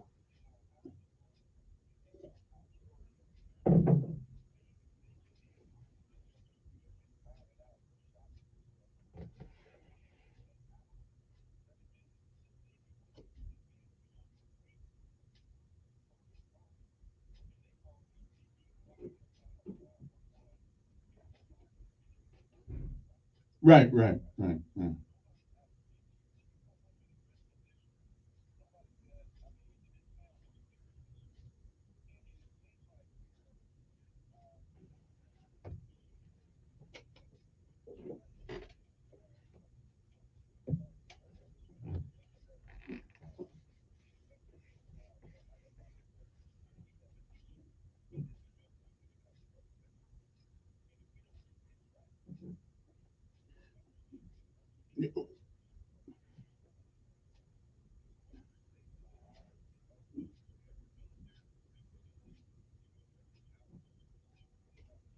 Hmm.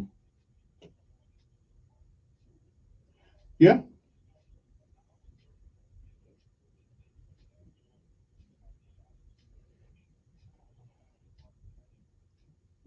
you could been all the way to Birmingham and back by that time. Um, wow.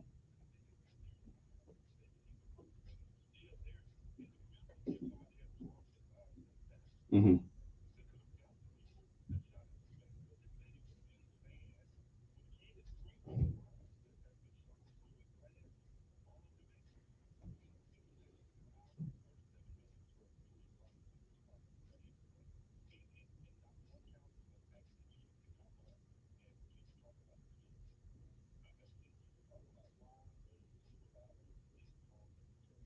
Right, right. I think we do. I think we do. I think we do need some answers. I mean, I appreciate it. That's a little bit more important than the, well, it ain't more important than the vote, but it's more of an immediate nature. An hour and 30 something minutes. Wow. Mm. I'll take a break. We'll be back. That kind of put a damper on my voting thing. Because if somebody had been killed, um, I don't know why we can't get policemen. Maybe because I don't know, people don't want to be policemen anymore. Because, the doggone if they do and doggone if they don't sometimes. Something happens, we want to string them up and yeah, I don't know. I don't know. I mean, are we responsible for the lack of the willingness of the public to be police officers as a community? Um, I don't know. I'm too old to be one. So I don't know, but that is hour and 30 something, man. Anyway, we'll be back right after this. Safety. Well, we'll be back.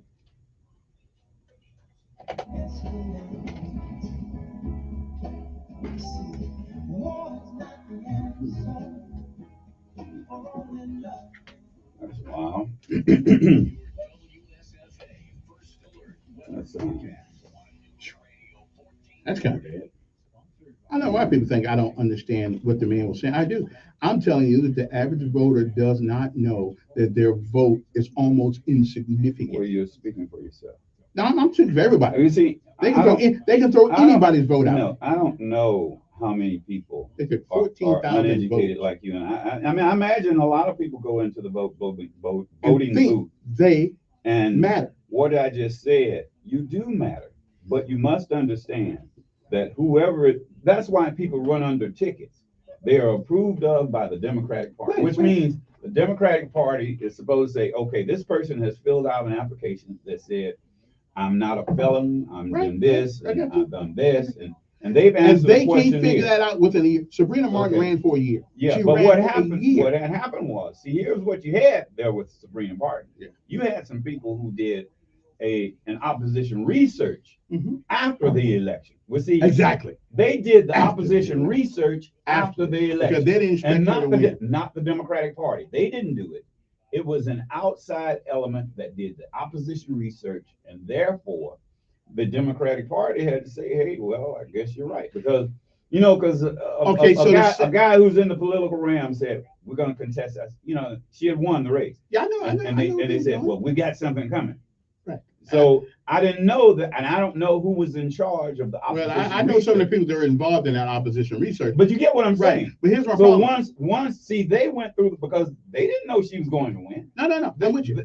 But here's what they did. They took Fernando Morgan's voters, which I was one of those, right, and threw it out. He was a second place vote getter. But see, that's where I told you, Kevin. You have to understand that election is gone now. Why did they let him run if they weren't going to honor his vote? Here's what I'm telling you.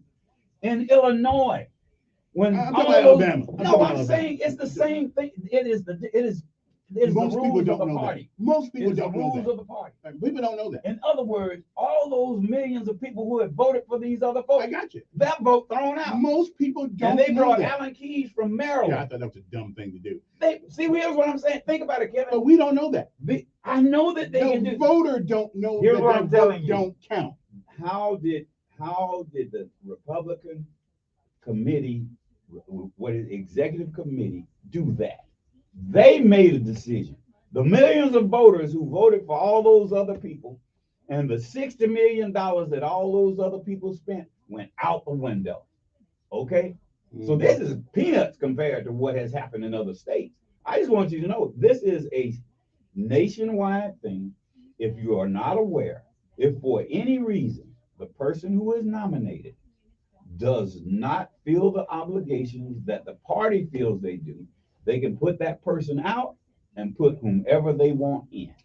And that's fine. Then let us know that's the process. I just let you. You're talking about after the process. You let me. I had no idea they could throw away our we didn't have to have the conversation because I thought you knew, because the most famous case, because that was the first time that I didn't live in Virginia. I didn't live in Virginia. I didn't care what happened. It's not Virginia. It's Illinois. Well, whatever it is, I didn't care. And that was a big deal, Kevin. I didn't vote for nobody up there. I voted with somebody here. What I'm telling you is, the voters up there, it was national news what they were talking about. At that time it was. At that time it was. But you have to remember, okay, and then I thought, well, how can they do that? And then that's when I found out, because and I didn't really private organization. I say, that part. You know what? That can happen in Alabama. That's right. And then when it happened in Alabama, I told you over the radio, okay, that is the party selection. I got that. And they can select whoever they want. Override 5,000 people's vote. Because you have a private organization. If I went into the voting place and took 14,000 votes and hid them from somebody, that's against the law. Here it is. It's against the law to do that. What part you don't understand when I keep saying? Now, John Merrill told you, and you got this thing like they're throwing the votes away. Because that's what they did. Yes, they did. There's a caveat to your vote. If this person does not meet the approval of the show me in the Constitution where it says it's not the Constitution. This is a party nomination. I got that's you. Not the Constitution. But tell me in the Constitution where it says you can throw away my vote. It doesn't say that exactly. Because that's not what it is. Okay, yeah, they threw away my vote. In other words, they threw away my vote. You can make it sound. You can put sugar on it. It still ain't sweet. They threw away my vote. You have a misunderstanding of what the nomination process is. The nomination process is. There's two parts. Hey, you don't have to talk to me like an idiot. I know what the nomination process is. No, you don't. They threw away my vote. Is what they did. Okay, we're back. 860-1414 number. You want to give us a call? Let me talk about it. They threw away my vote. I don't care what anybody says. That's what they threw away my vote. Good morning. Good morning. Okay, maybe not. Anyway, so okay, I understand that they're private entities. I understand that. I can do about as much about that as I can, but not having enough people in the police department. I understand that. There's nothing I can do about that. But the people in power have a responsibility to do something about it. Here's the option. You can run on the ballot as an independent, and each state has different bylaws and laws and regulations for running as an independent. You can be on the ballot as an independent. You don't have to follow the rules of either the Democratic or the Republican Party. If you run as an independent, as Joe Lieberman has done, you can go under the rules that you want to. You're not, and you can caucus with either party. You're not You're not a part of either party. I formally. understand all of that. So Okay. if you understand, I understand all that. They But still it threw cost- away but- 14,000 no, they votes. didn't. Yes, they did. they just disapproved Exactly. of their And person. therefore disavowed everybody that went and voted And in what- that election. And what I'm trying to get you to understand, Yes. and what everyone listening needs to understand, if after the election, the person who is nominated, We is know that, Donald. the They party- still threw away 14,000 Look, votes. what did I? In the state of Illinois, Yes. when Jerry Ryan I dropped don't out care of the what race, happened up but there. I'm telling you, it's national. I don't care. It does I'm talking matter. about right here. I'm telling you, They took my votes. the entire state of Illinois did not have a choice I understand. in Allen Keyes. The Democratic They Party did not- still threw away people's votes. They didn't. Yes, they did. They're They I'm threw away telling the you, votes. there is a caveat. Okay, I got the caveat right here. Okay? Good morning, on air. Hello. Okay, guess you ain't there. Good morning, who's this? Yes.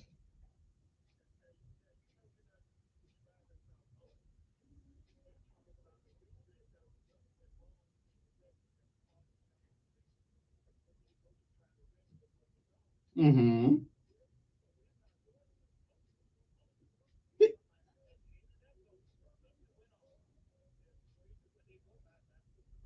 Wait a minute. Something went wrong with the first candidate. They let two people run as Democrats. And one would say, logic and reason would dictate that if the first person gets disqualified, the person with the next amount of votes. No, well, that's not the way they that's do not it. It works. That's not That's the way not they the way do it it. works. But That's not the way. why That's do you what you allow assume. two people? Right. No. Why do you allow two people to run then? If only one person is considered, You have why to we get got a two people majority of the running? vote. That's right. And that Well, other person she did got not have a disqualified. majority. You cannot put a person in Okay. who did not have a majority vote. Her The vote still- majority wins.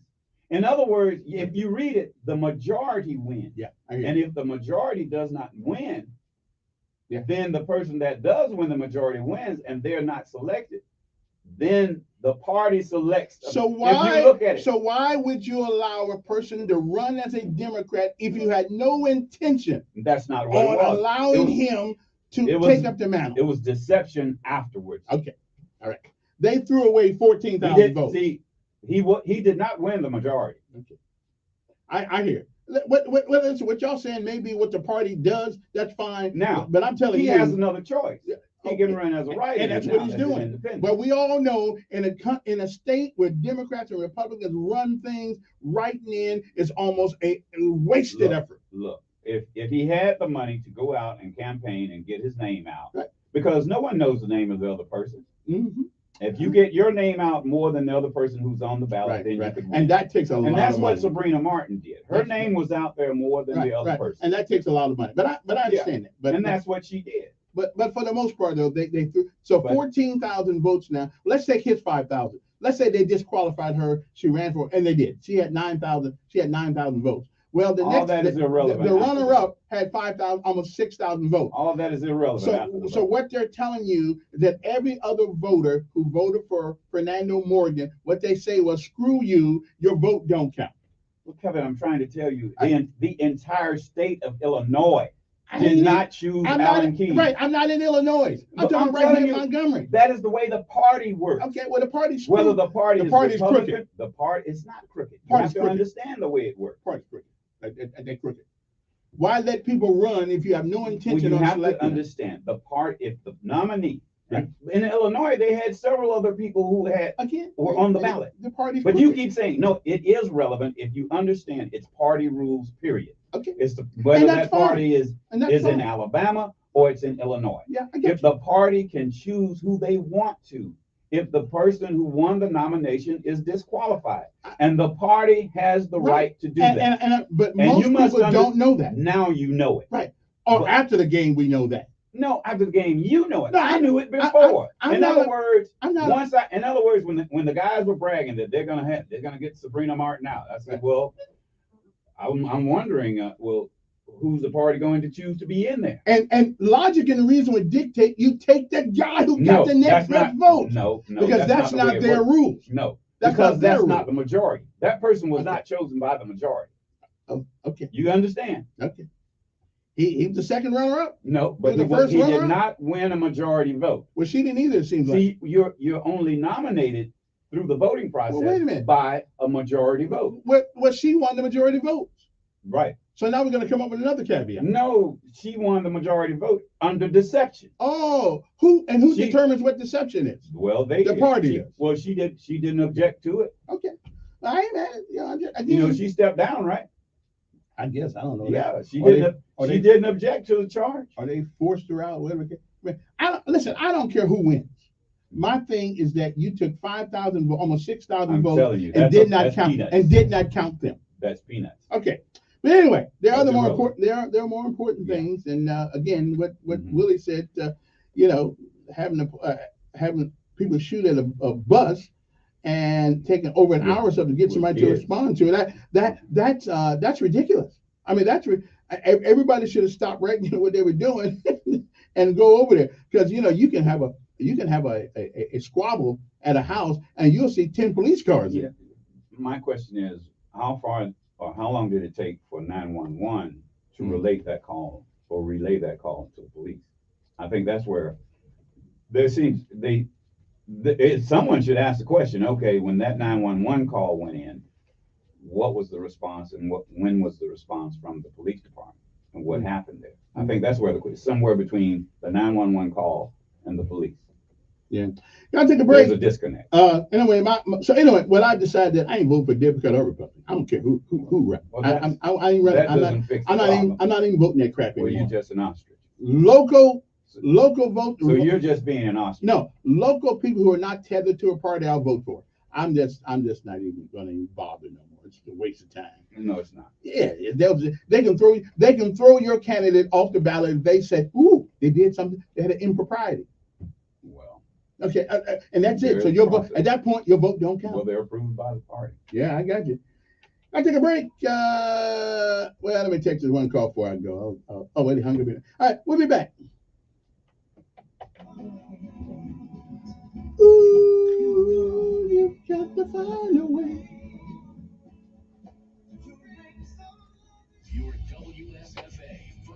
See, that means if you're going to run for a position in the party, you need to have a good relationship with the party. You see, Sabrina Martin didn't have a good relationship with the party. But they let her run anyway. But I mean, anybody, if you fill out a form, you can run. That's why I say everyone who runs on the Democratic ticket is not a Democrat. Everyone who runs on the Republican ticket is not a Republican. But you do say choose to run under right. I would think if you run under that mantra, then what you're saying is that I agree with a majority of the philosophical principles of this party. That's what you're saying. That's what you're saying. But that doesn't mean you really believe it. Well, that's true. That's to get elected. It's just like the majority of Alabamians that vote up that go up under Republican banner. They're not Republicans. They just do that because that's the party that's in now. And they were. Wait. Now they're going into the Democratic banner because they know in order to get elected in Montgomery County, you need to be. Well, then it's according to where you are. And I tell you, a good example is Judge Griffin.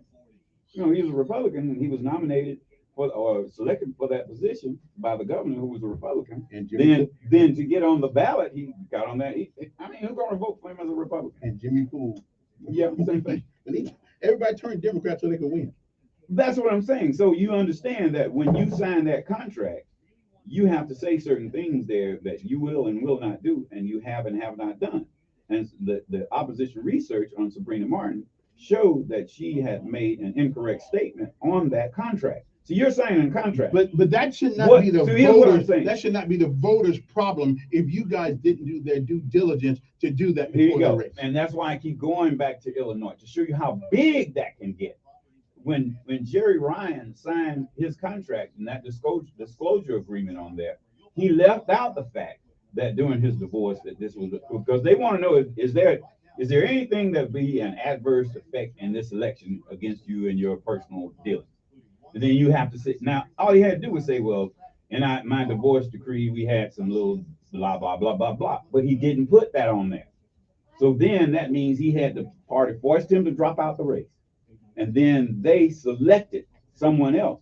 Now you had all these other people that spent $60 million. Okay? This is peanuts here in Montgomery.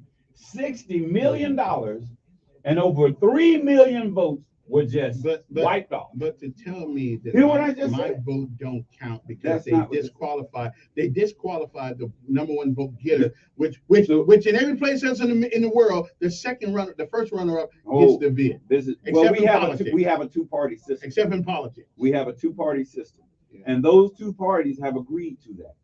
That the two parties, you have your selection and we have our But here's selection. the problem. And when we get our person this is not about the voter anymore. This has got nothing to do with the voter. This is all about the parties. Yes. And if the most Americans knew that, they damn sure probably wouldn't be going to the polls.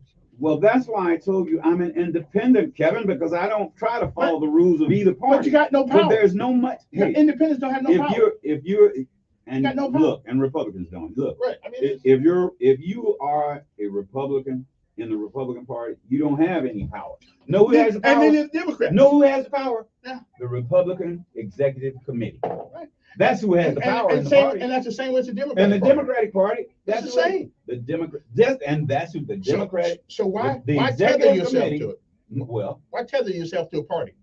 Well, it doesn't mean anything. Because that's the cheapest way to get on the ballot. Oh, okay. Because the party pays for everything, but the party is not except the election. And my problem they're not going to pay for an election. But here's my problem: we, the voters, pay for the election, which means that we think we have some say in it, but we don't. But it's our money. No, the agreement is between the Democratic Party and the state. The Republican Party and the state, not the people. So this has got nothing to do with the people. So the people ought to stop wasting time. Now you know. Yeah. Hey y'all, this is Aaron Tippett. Being in the music business, traveling, working late, doesn't do great things for my routine. But I found that staying active and making time to work out helps keep my energy where it needs to be to perform my best. No matter what you do or where you are, make time to stay in shape. You'll feel better and have the energy you need to accomplish your goals. This message is brought to you by the U.S. Air Force. He's smart, witty, and fast on the draw. It's Mark Levin this afternoon at 5 p.m. on News Radio 1440. You know what? I have found out that there is a great disconnect in the black community and white community. You first, you did. I mean, it's bigger than I thought it was. We're back. It is 7:47 in the morning. Don't forget, you can call us, and there are a lot of other things to talk about. I know. I ask I beg your apologies for me on this particular issue. The things I have found out recently after this election just have, we send our young men and women overseas to make sure that other people in their countries can vote. That one man, one vote, and that their votes matter. And then to come back home now here and find out that mine really don't matter, I'll just tell you, no, but it doesn't. This is about parties. This is about the Democratic Party and the Republican Party. Yeah. The voter is the last thing that any of these parties are thinking about. It's the reapportionment, redistricting has nothing to do with the voters. It has to do with the parties. The Democrats and the Republicans have entrenched themselves into our fabric of this country for so many years now, till the voter is an afterthought on all of the process. We're not thought about, and that's a shame. It's about power, and each party. And it's a shame. This is where we're in agreement. Each party wants more power. And that's what we have now is a power struggle between the two parties. And so we've been under this illusion that going to the polls meant something. It does. No, but it really doesn't. Yeah. If you can take my vote, if you can take my vote and disavow them, and say, hey, we don't want that person that you voted for, then my vote has been deemed invalidated. I really am disheartened by this, and we send our young men and women to die in other countries to make sure they got a right to vote, and to find out that the two parties can take our votes and pretty much dissemble. It is shocking to my conscience and I didn't know that. I figured I go in the booth, vote for who I want to vote for, and we either win or lose. We either win or lose, and if we lose, that's fine. I don't mind losing. What I don't mind is a rigged fight. That's what I mind. Well, it's not rigged. yeah, it's rigged. Good morning. Who's this? I'm fine. How are you, sir?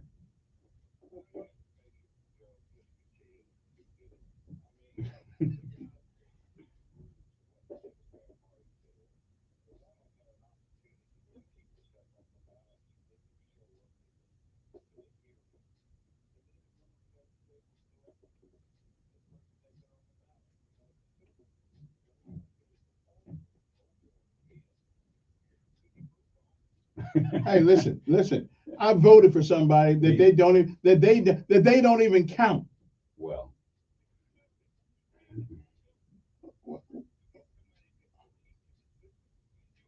What system is what? Again, I understand that each party is a well. Oh, it's been explained to me at nauseum.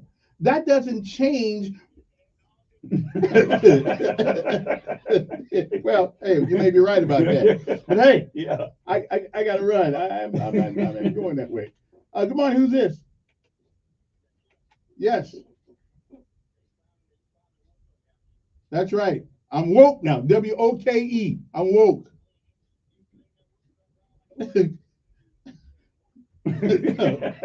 I'm, I'm woke. Because I tell you, I have been enlightened. Yeah, yes.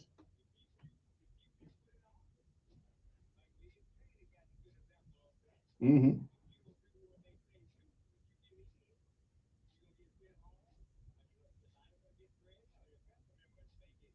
Mm-hmm. Well, I think she woke now too.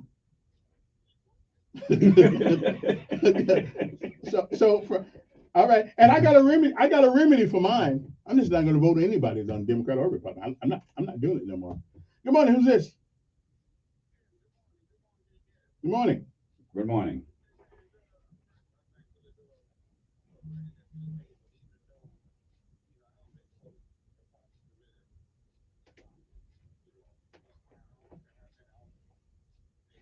But take an hour to respond, though. Right, but it's the response time that he that bothers them, and I understand.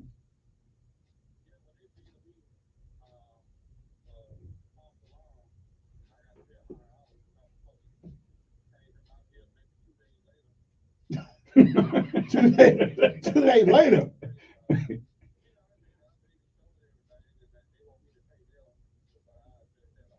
Yeah.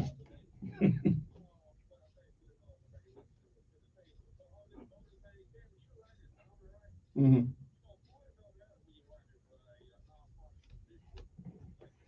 Right.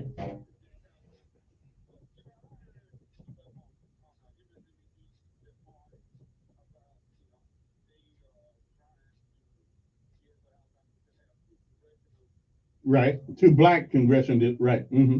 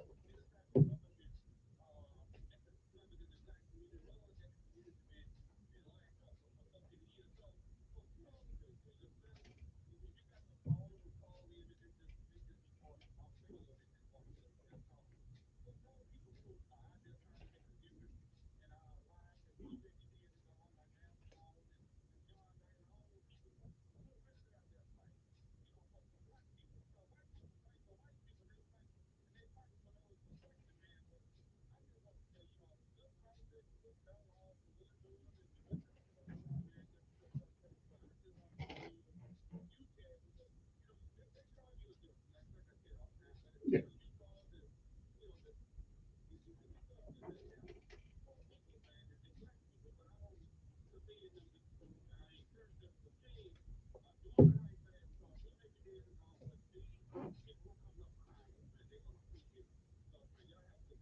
I appreciate it. I'm gonna take one more call here.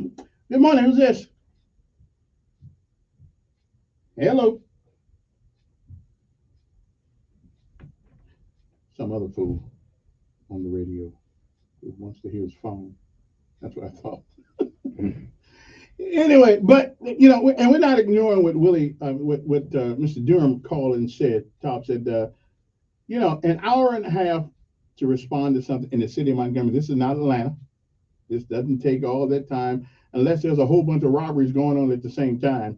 You would think that again, I'm not a police person. I don't know what the police were doing at that particular time, but that is a long time when children are involved. And I do think the chief ought to come up with a public statement to tell us why that happened. I just think he owes that to the public, because it could have been your kid or my child on that bus. Good morning. Okay, guess not. Good morning. Who's this? Is my phone not working? Well, my phone's working a couple seconds ago. Good morning. Okay then. Well, I think let me see. Let me check this. Yeah, the phone's working. Yeah, the phone's working. Some fool. Okay. All right. Now I'm gonna put my caller ID on you next time you call, and I'm gonna find you. Okay. Good morning. Yes.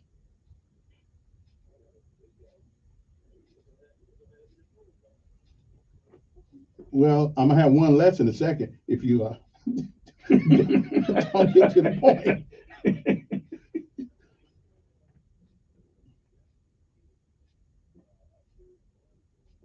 Yeah, we do. We do.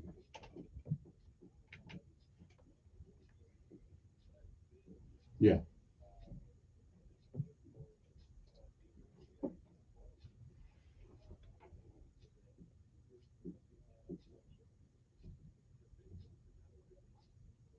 Well, we don't call ourselves a democracy anyway. That's just that's a misnomer that presidents been putting out for years. It's a representative government. And so, democracy is damn near like, do everybody want slavery? Yeah. Okay. No, we're a constitutional republic. Constitutional, but we are representative government.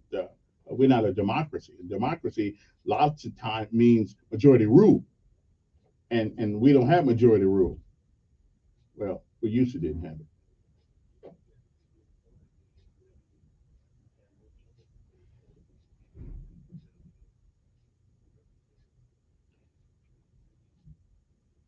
Is there any such thing of putting anybody in office that don't forget where they came from? Is there any place in the world where that has actually happened? Yeah.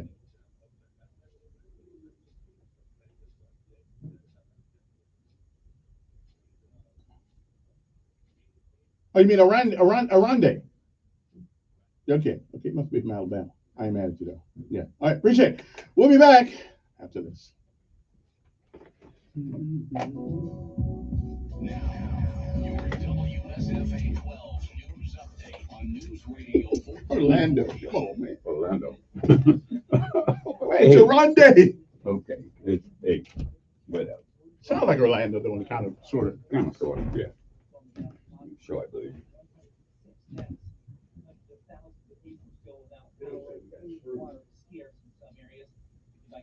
Make a donation by texting the word storm 51555.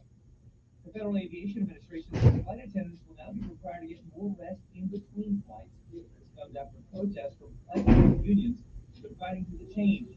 This rule will become effective in about 30 days.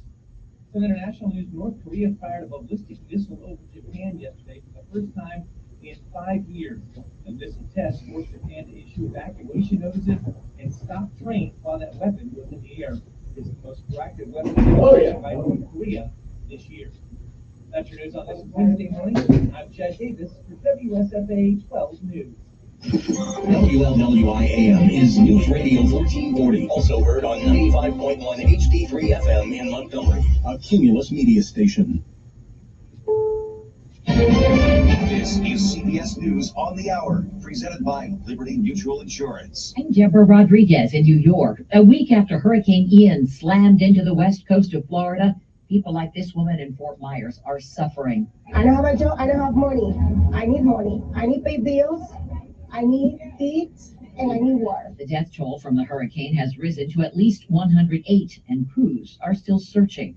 President Biden flies to Fort Myers today. White House correspondent Nancy Cordes. He's going to meet with federal, state, and local officials, basically get a briefing about what the recovery efforts look like right now, what lies in store for this area. That's where he'll meet with the governor, Ron DeSantis, this highly anticipated meeting between two men who have not always seen eye to eye. A CBS News battleground tracker shows Democrat Mark Kelly has the edge in Arizona's Senate race, working in the former astronaut's favor, personal likability, and the abortion issue. Our survey finds a tough economy and a desire for tighter border controls will help Republicans.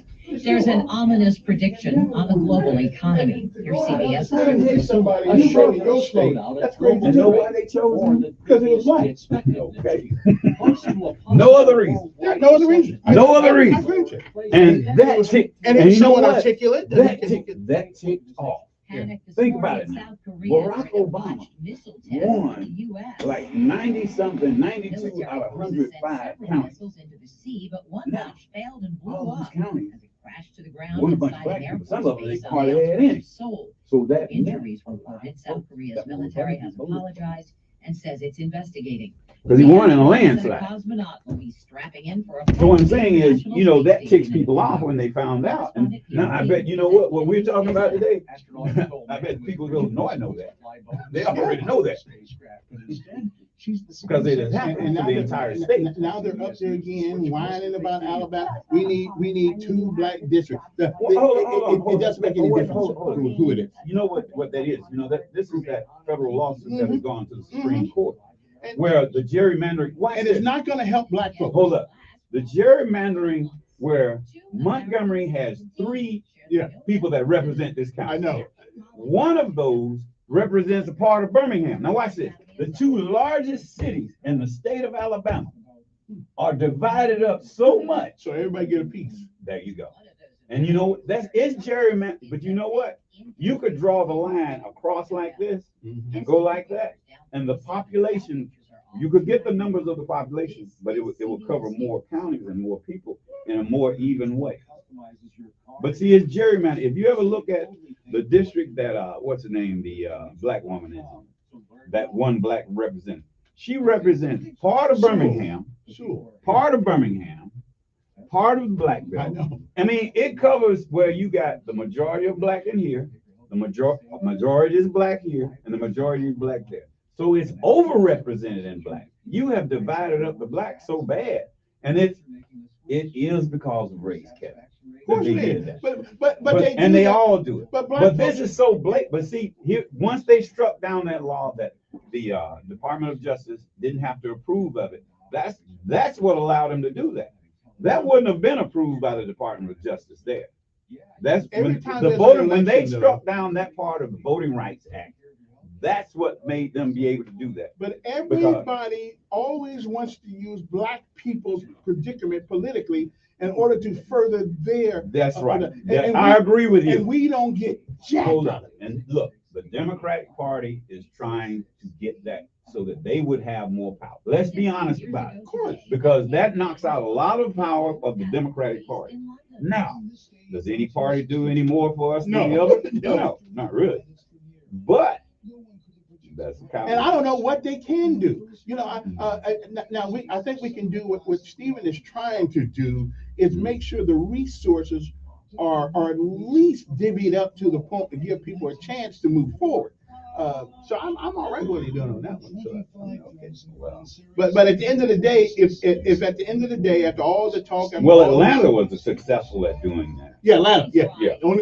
You know, my main man, like Atlanta, Hartsfield, Jackson, Hartsfield. You know that was very, because he turned out a lot of black millionaires who in turn were able to give a lot of jobs to people in the community. Now that worked there. It won't work here. We got too many people. Well, it's the party is too divided. Well, see, he had something going for him. He had that Morehouse connection where you had all those people. See, he had a core group to start with. We don't have that here. If we had a group at Alabama State, but Alabama State is a state school. That's the difference between a private and a state. See, Morehouse isn't beholden to the state.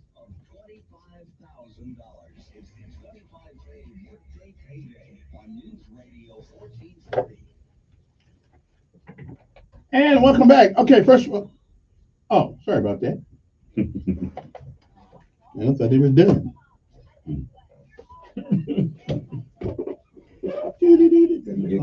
got a lot of people over there. Okay, let's see.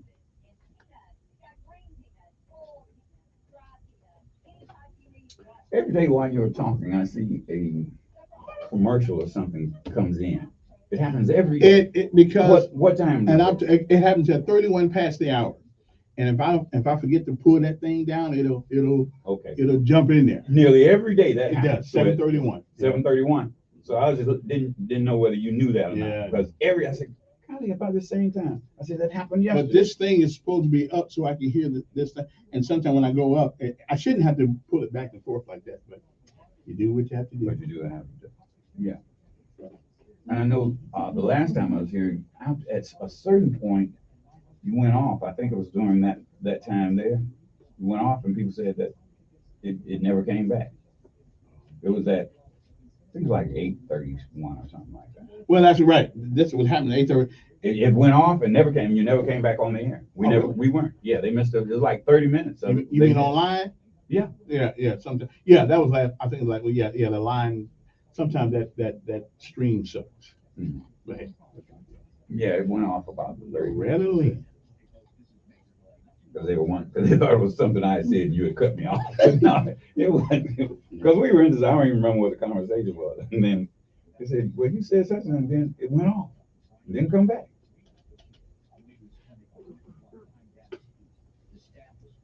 Yeah, I call those my frat brothers. Mm. Several of them are retired from the power company. We have a little get together. Oh boy, we got a big week this week. Deion Sanders is coming to town, prime time. You know, they sold 12,000 tickets to Jackson State. So we know at least Deion Sanders. They play Alabama State on homecoming, and Alabama State played them last year on Jackson State homecoming. It's sold out. Oh, yeah. That's the first time it ever got sold. Yeah, prime time. I go see this. Prime time said he coming in, but prime time said on the news. He said, all money is not good money. He said, Alabama State gonna make a lot of money, but they're gonna get a whoop. Oh, he gonna run the score. It's gonna be about 65 or 70. So I don't know if he'll allow him to score or not. And his son probably gonna throw for about 300 or 400 yards. You know, quarterback is his son. What's that? Janice found a renovated Victorian. It's only open from 9 to 5.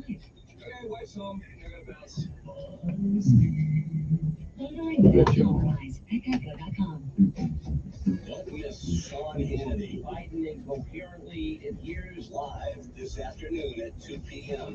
on News Radio 1440. Okay. All right. Let me see how. Okay, got to get this thing going here. First of all, let me tell you about one of our special sponsors of this show. That's right, the Magnificent. The only place in town to buy a pre-loved car, of course, is J.L. Lane Truck and Auto. J.L. Lane Truck and Auto. You remember that? I said it enough every day. Said you ought to remember that. It should be first top of mind. So your credit's not so good. You know, you had some hiccups along the way. Well, we all have. Okay, your credit used to be 700, now it's down to 3. That's okay. They don't care about your credit. They don't care about your credit. Okay. You can buy there. You can pay there. You don't have to kiss the ring of the Montgomery Credit Bureau if they got such a thing anymore. When I was coming up, they had a credit bureau. And so J.L. Lane, that's right, Mr. Lane knows that. They will help you out. They will help you get a car. Okay. And they'll put you in a decent, nice car. So you don't have to worry about it smoking, going down the road, breaking down when it goes down the road. They'll get you a car that has been clean and cleared of all known issues. And it has passed vigorous and rigorous inspections. Okay, now all you got to do is pick up the phone. Call 272-4313 or go online to jllanetruckandauto.com and look at the car. Now, they got a really nice 1998 Lincoln Continental for only $3,200. I love that car. That's a classic. Okay, you can Uber in that car. People feel like they're king or something like that. I mean, a beautiful car, beautiful car. Anyway, so give them a call, 272-4313, 272-4313. Give them a call and let them hook you up. Okay, let them hook you up. Okay, that's what the folks say. Let them hook you up with the car. Okay, and don't forget here, you can buy there and you can pay there. So you don't have to worry about going to the bank or anything like that. They will help you out. Now, I need you to do one thing for me though. When you go talk to Miss Lane and those guys, be honest about your situation. Okay, talk to them. They'll work with you. Okay, just mean what you say and say what you mean, and they will make sure you get in the car if there's any way possible that you can get it. Right? That's J.O. Lane Truck and Auto, JOLaneTruckandAuto.com. Let's see who's on the phone here. Good morning. Who's this? Yes. Fine. I don't know why everybody says how are you. Good morning. Yeah. Good morning, sir. Just great, thank you.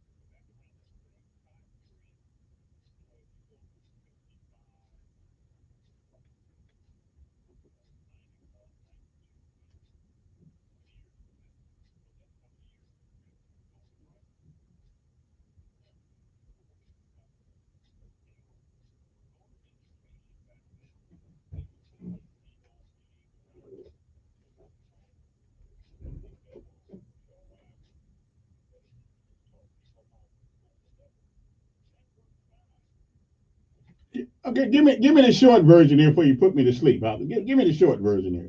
Yeah. Yeah. Okay.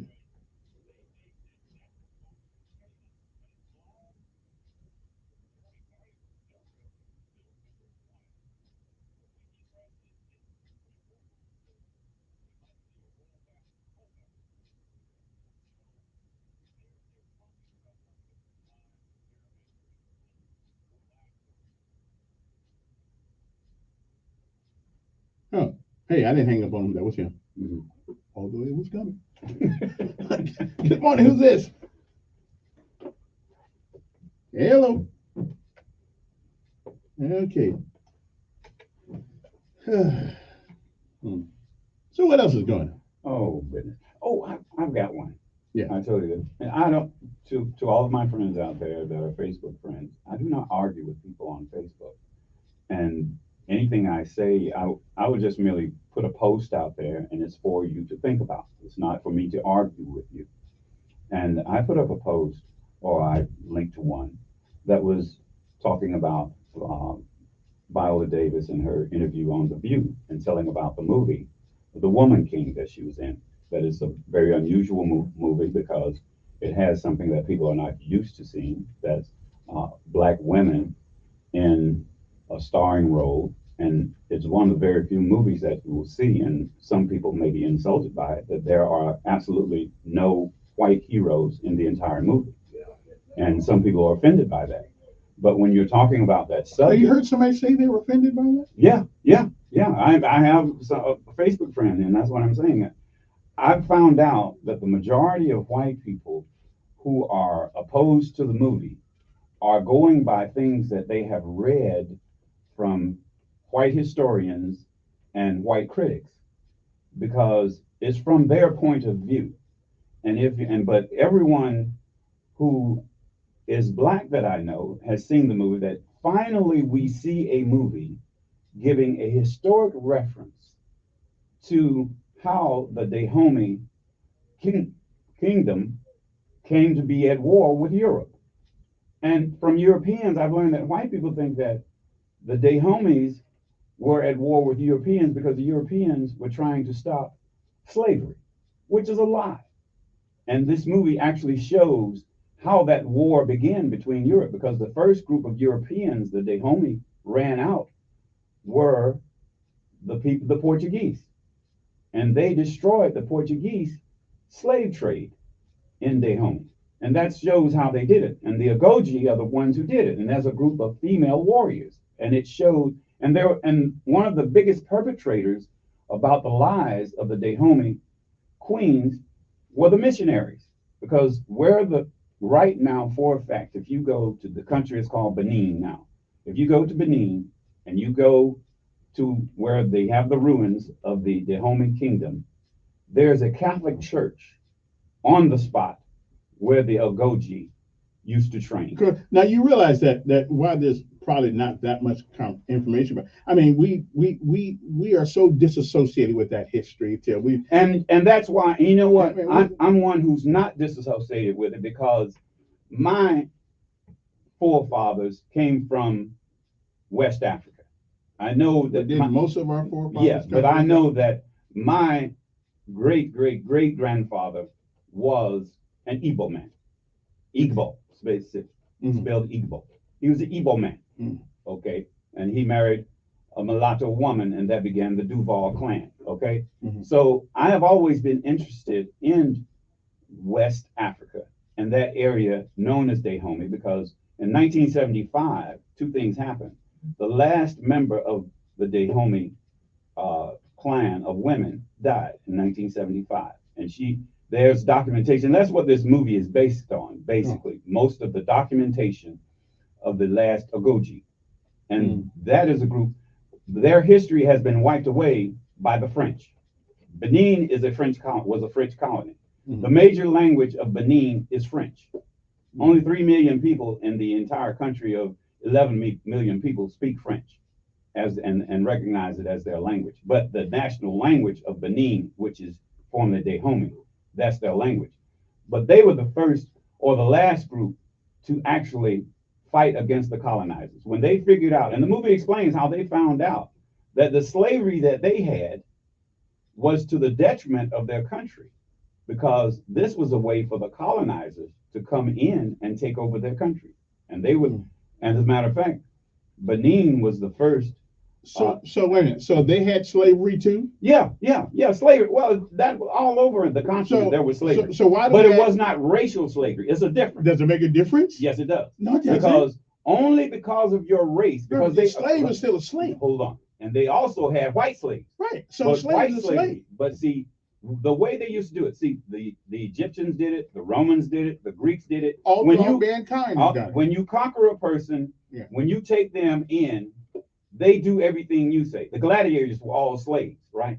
Okay, but it wasn't racial slavery. They had the people. It's still a slave. No, it's a difference. Still a slave. I mean, in other words, the Portuguese would take Africans over to Brazil. Right. There were already Native Americans in Brazil, but they could not enslave them. So they went over across the Atlantic Ocean and got those people and carried them there. And then in America, North America, you had people, and to this day, those of us were considered less than human beings. We were not considered human beings. why is it that we try to legitimize slavery someplace else? No, I'm not. But, here's what I'm saying. But we so hate it here because it was by color. Hold on. What difference does it make? I'm not legit. What I'm saying is that is a culture. It was a culture and it was a culture in here. Egypt. It was right. Here's what they did. They said because here's the difference between racial slavery, what's the difference? Chattel slavery, and the slavery of the Greeks, the Romans, and the Gauls, and all of the other people. Yeah. You were a defeated people, and you could come out of slavery. You could earn your way out if you did something that they approved of, and a gladiator could become a free man. Okay, if he didn't die. Yeah. If there were certain things that you could be granted, but a black person in America could do nothing because he was black. Once a slave, always a slave. Wait a minute. That renowned Supreme Court case, Plessy versus Ferguson, whatever it is, didn't that have something to do with the slavery? And he was free? No, that's Dred Scott. Dred Scott, right? Didn't he have something? Wasn't he a slave and got his freedom? No. The Dred Scott decision said no. The Dred Scott decision said no. You were born a slave, you'll be a slave. So he went. That's the Dred Scott decision. So which Plessy versus Ferguson, that's dealing with the desegregation of transportation system. So Dred Scott was sent back into slavery? Once a slave, always a slave. Oh. He did not have rights because he was a slave. Okay? Okay. No slave had a right. That's why you had to have 13th and 14th Amendment to say that you're a human being, that you have rights. All right. That was totally different. There's going to be a District 4 quarterly meeting, October the 6th, which is tomorrow. It's going to be at the Gateway Park. If you want department heads, they must be requested prior to the meeting. So if you want somebody there that you want to talk to them. It looks like the Greater Washington Park will provide refreshments. So I don't know whoever the city council person for District 4 is, but there's going to be a quarterly meeting October 6th at 5:30 p.m. located at 3800 Davenport Drive, which is Gateway Park. So it's going to be something over there tomorrow afternoon and around 5:30. If you need to go there and talk to your district, I don't know who the District 4 is. That Arthur Graham, I believe. That's who handles District 4. You might want to give her a call or send her an email or something like that. Gotta take a break. We'll be back since he is giving me a no. And my question when we leave is there any white person out there who has seen the movie The Woman King? I want to know that. Okay. I haven't seen it. Oh, wait. I am white. Well, it would be an interesting movie for you to see. Okay. We'll be back.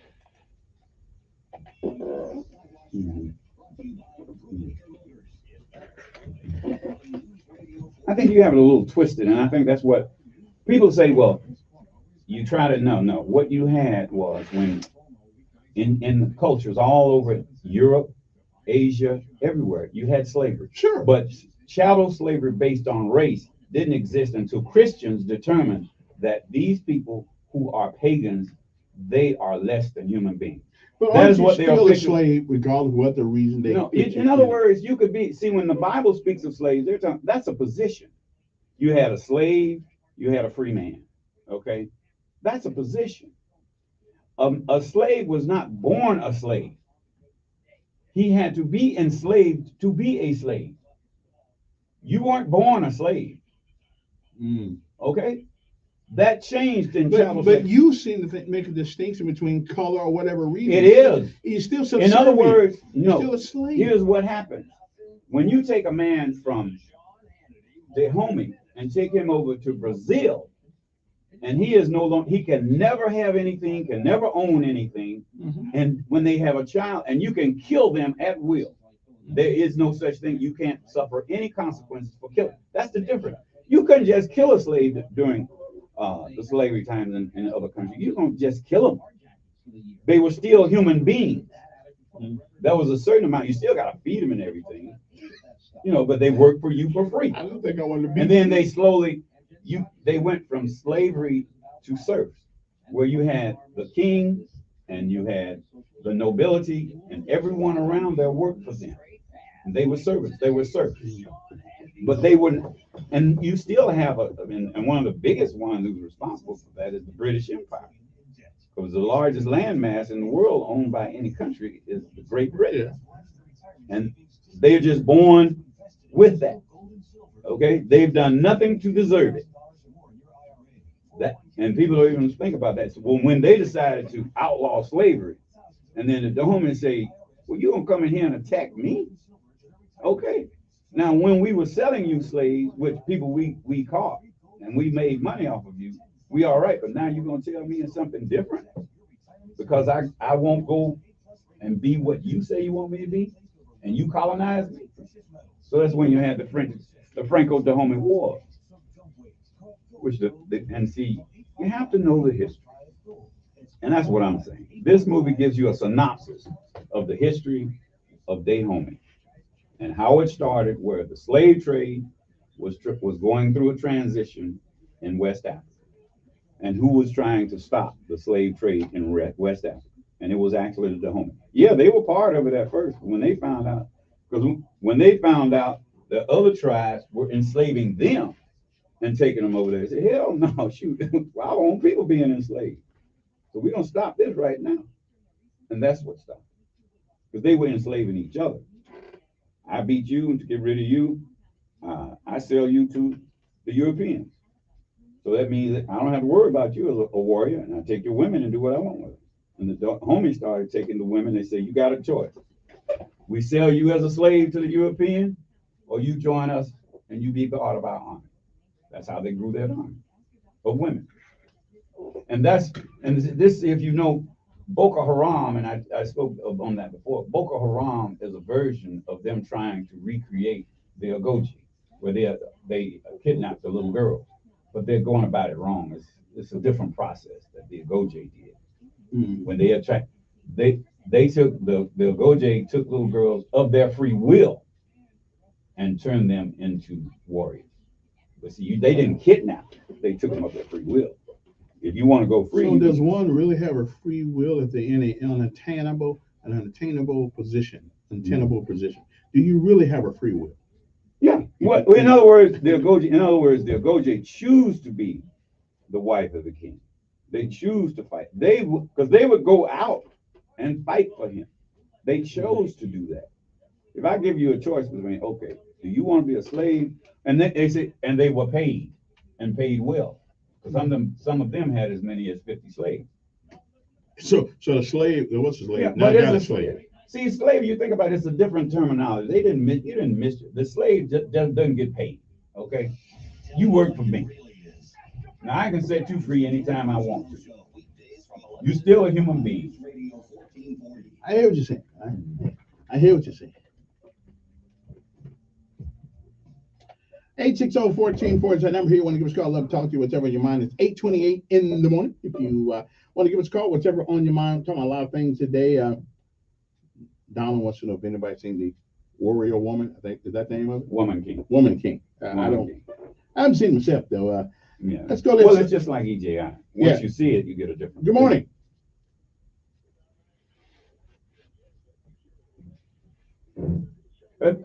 Hold on. Before you go into it, I am not discussing anything in the movie with anyone if you have not seen the movie.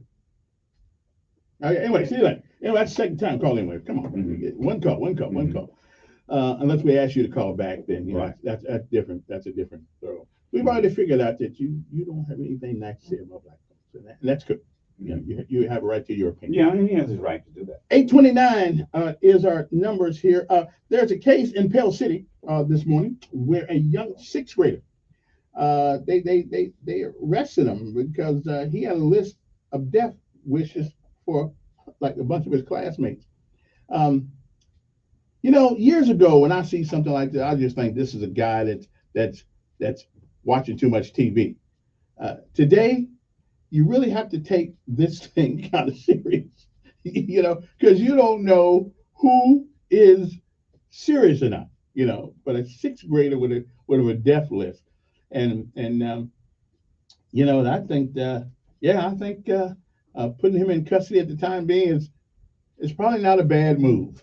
Okay, I mean, 25 years ago, 30 years ago, we wouldn't think about it. We just think his imagination going wild. Now, you know what? It may be the same. Also, down in Mobile Way, there was an incident in one of the schools down there where a young man kept getting bullied. And he kept getting bullied. and he went to the teachers and said, the guy's messing with me. And so finally, the guy's in the bathroom. The big boy comes up and messes with him again, and he cut that son of a gun all up. It's my understanding that the teachers and the administration now are on his side. If you tell people to leave you alone, stop bullying, stop messing with you. Now, my only problem with this guy, he brought a knife to school. But listen, like I told my child, you tell the teacher twice. At the end of that second, and on that third time, you have my permission to open a can and whoop ass on whoever it is. That's just the way I put it. You shouldn't be bullied. You shouldn't have to be. You shouldn't have to cower in order to go to school. Okay, so you need to hit them with a yard biscuit or something, and that's the thing. You got to hit him with a yard biscuit, and even if you lose, he'll never bother you. He'll never bother you again. Okay, that's what I'm just saying. Let me see. Good morning. Who's this? Good morning.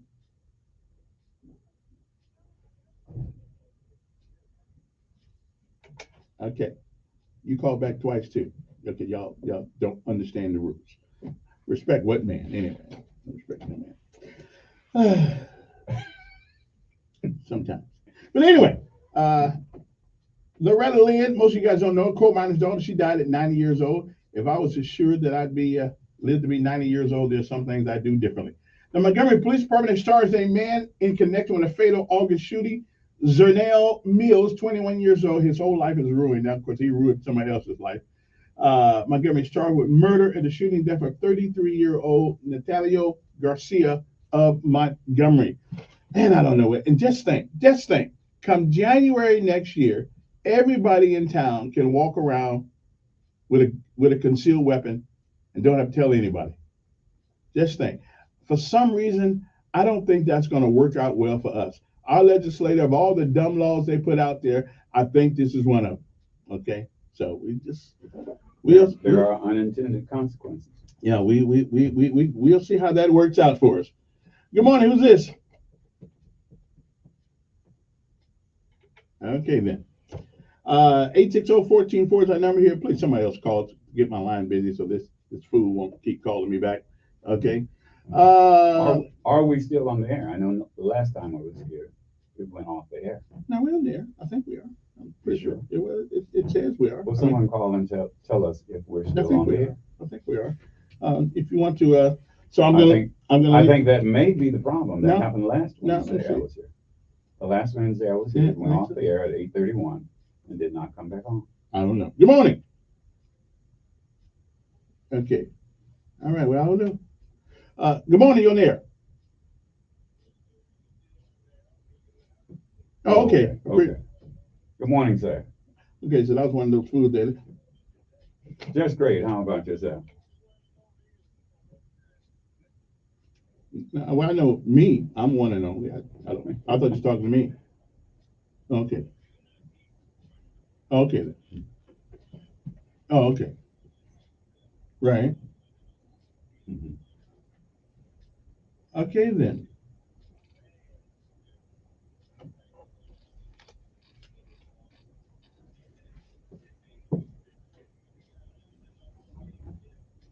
Mm-hmm.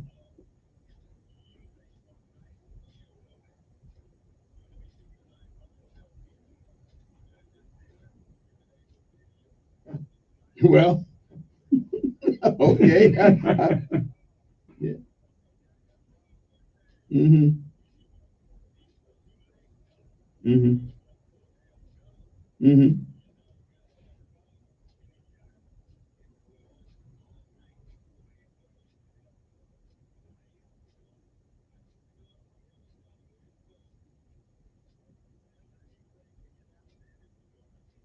Oh, okay.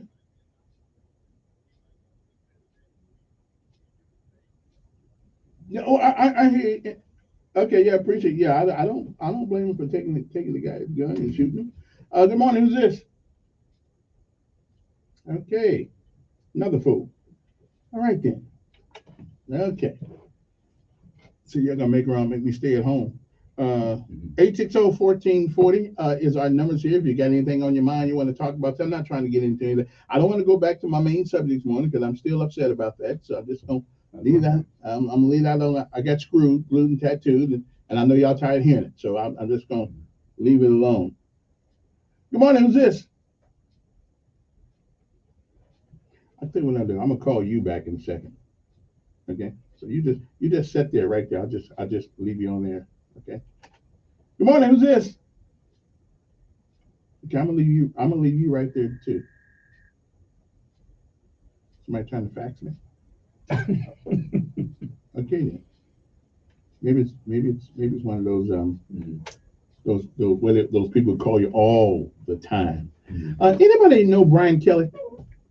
I wish I could get him to call us. Let me see if I can get him to call us. I think he's from Common Ground. All right, who is this? If anybody, that's probably. Good morning. Okay then. Hello, who's this? Oh, pretty good. Yeah, I had to switch phones, man. You call and I hear you, but you're not picking up. So it's your phone. It's not that people are pranking you or anything. It's your system that's not functioning. Okay. Right?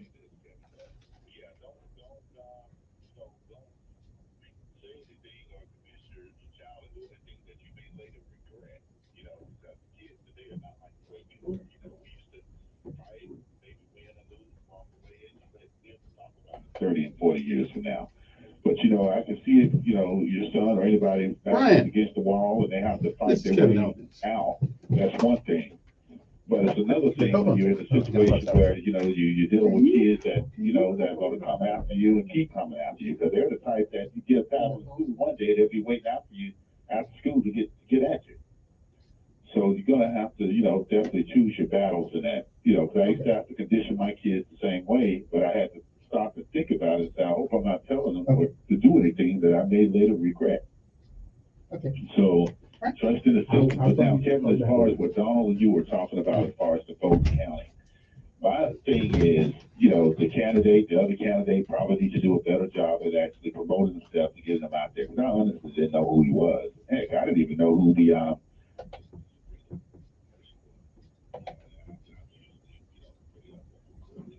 Mm-hmm.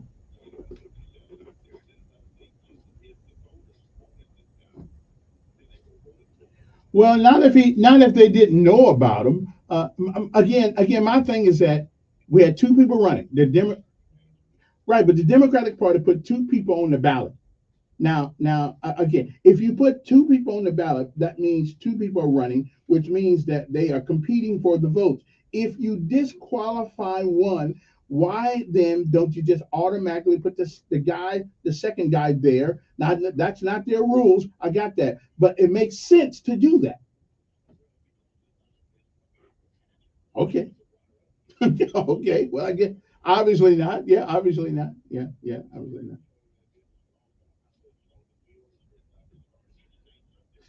Right.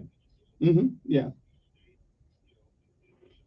Yeah, and I understand that. I don't have a problem. My comprehension is pretty good on that fact. But here's my problem: we had 9,000 votes for her. We had 5,000 votes for him. They disqualified her. That means that the 9,000 votes she got were irrelevant. Didn't matter. We dumped them because we dumped her, and that means that the second right.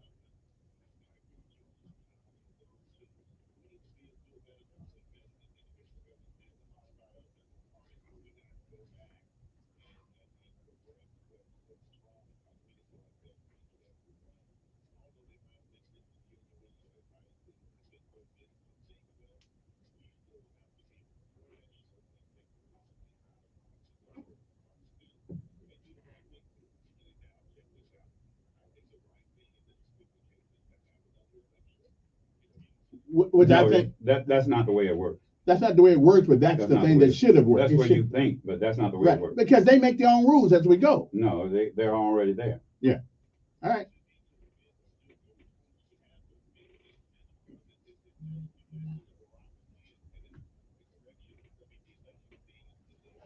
Uh, Carla, let me tell you a good example. What you hear the term presumptive nominee?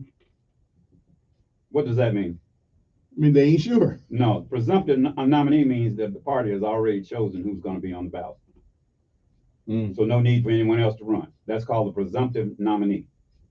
Like Stacey Abrams, her no one else's name was on the ballot. She was the presumptive nominee for governor, and the party had already decided. So your vote don't really count. No, what I'm telling you is the party had decided that's who they were going to nominate. Let me exactly. So your vote don't count. No, they never had a vote.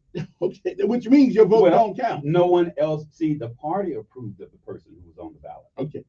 So why did they ask us to vote? Wait, Stacey Abrams was the only name on the ballot. But they made sure that because that's what presumptive nominee means. Okay.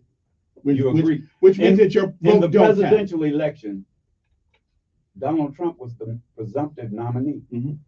Okay, which means the party had agreed that he's going to be the nominee. So whether you vote or not, the presumptive nominee is going to be the person on the ballot. That's nominated. Yeah. Okay, so your vote don't count.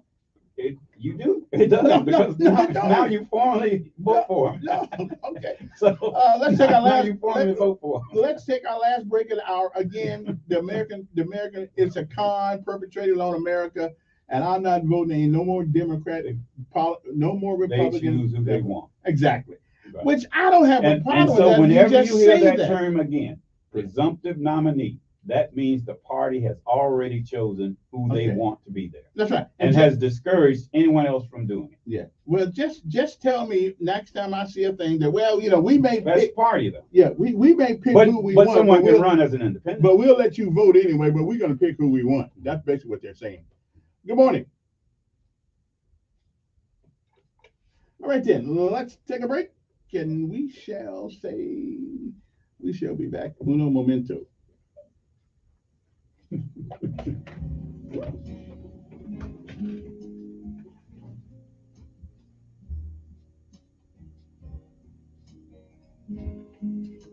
So you just learned something else today.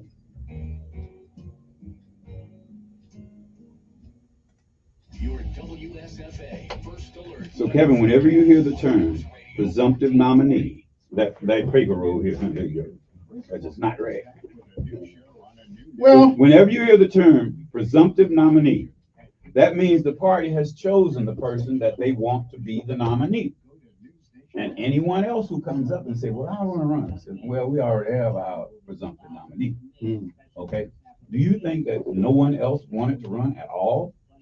I think they were warned off. Yeah. I think they tell. So I'm telling you, they say, don't worry about it. That's what I'm saying. Whenever they say, and the Republicans and Democrats do it now, because in the presidential election, Barack Obama was the presumptive nominee, right?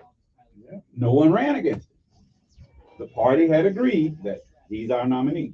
Then when it came the next go around, when Donald Trump was the presumptive nominee, okay, the party had already chosen him. So I mean, the party's going to be behind the presumptive nominee.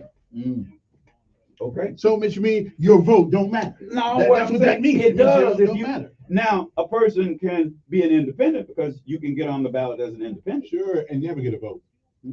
Every once in a while, never get it. I mean, Fernando's going to do that, but I'm saying if you get on the ballot as an independent, but see, he didn't know, and like everyone else, this was just a popularity. Unless they do away with that straight ticket thing, you may have a chance if you do away with it. If people actually got to pick somebody, that's one thing. But if you go down the thing, pull up all of them, vote for everybody, then well, more than likely, which it makes it easier because most people don't know most people on the ballot. Because on state office, it's not that many. There are no statewide offices that really have a contender on. If you really want to be serious about it.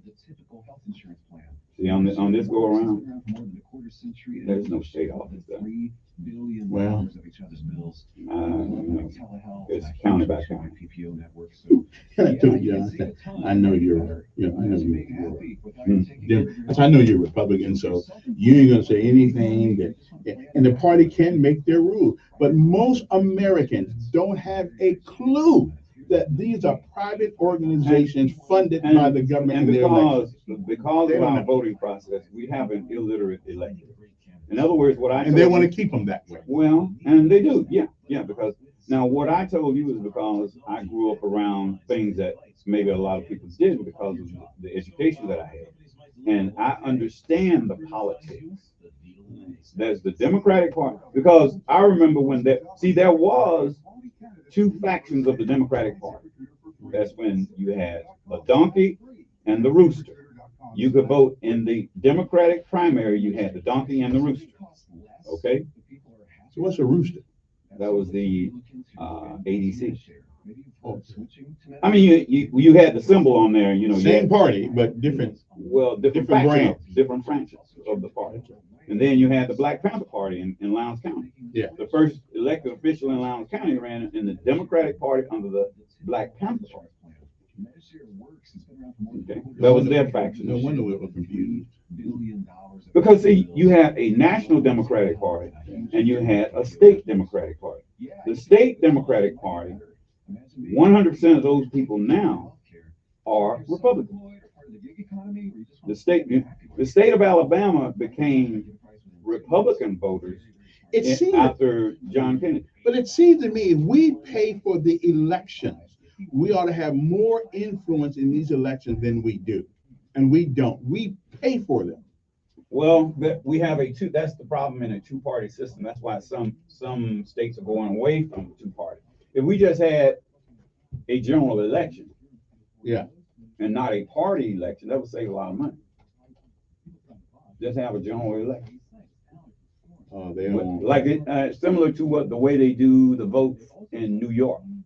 They just have, it's no party. California does that. No party. Just everybody runs. I'm all for that. Whoever gets the most votes wins. And whoever gets the most votes. And then I think in Alaska, they have the top 3 vote getters or something. And then from there, they have a runoff. Okay. Well, that makes more sense than. Yeah, not by party. And that way, see, like right now, it looks like they're going to have a Democrat in Alaska in the election because one of the Republicans is not going to bow out. So it means the Democrat will have the majority vote. Mm.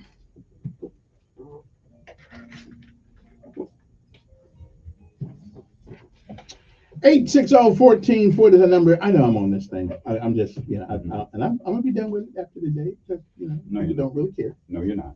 Yeah, I will. No, you're not. I mean, it's a private party, and man, don't insult me. I'll throw something at you. I understand what you guys are saying. I'm telling you, the principle behind America, though, is one man, one vote. We vote for the people who represent us. But in this system that we have contrived, we don't. The party picks the person that represents us, not us. Going in that booth don't mean jack. Right. If they change their mind and put, like they did with Sabrina Martin and Fernando, it doesn't mean anything about our vote. So I understand the process. I don't agree with the process since we pay for these elections. Right. So the parties don't pay for them. Mm-hmm. So it's the only time I've seen where you pay for something that you don't have any control over. So that's crazy to me. So I ain't voting for none of them no more. I vote city council, and I vote for school board. I'm not voting for anything that has Democrat or Republican attached to it. It ain't gonna happen. If you didn't understand party rules, be it Democrat or Republican, that's your fault. I understand the American rules and the American philosophy of what our freedom and our government stands for. One man, one vote, and a representative coming. We pick the people that supposedly represent us, but we really don't. See, there again, that's called a democracy. Okay. This is not a democracy. A representative republic means that we pick the representative that represents us. We don't. They do. No, it's a democratic republic or a constitutional republic. Okay. Republic means representative. Yeah. Good morning. Good morning, sir. Pretty good.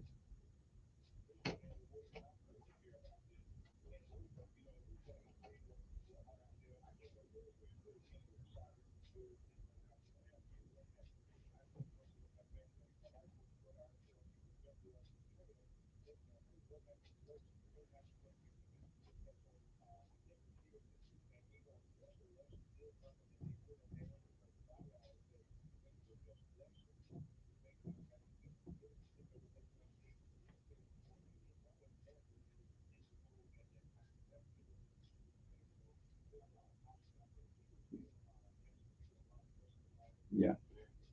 Well, let me ask this. Let me ask you this question. Who would pay for the special election? Hell, we paying for all of them. Hold on. No. Who would pay for the special election? I know the answer to that question. The Democratic Party would have to pay for the special So election. let them pay.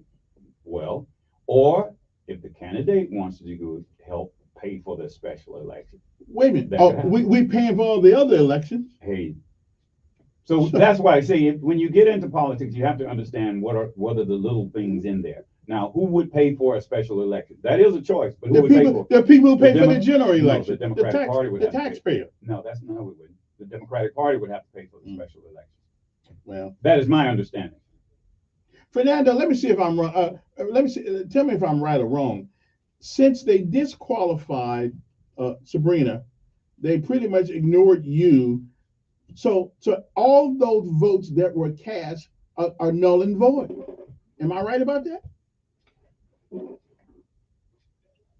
Okay, that's what I thought.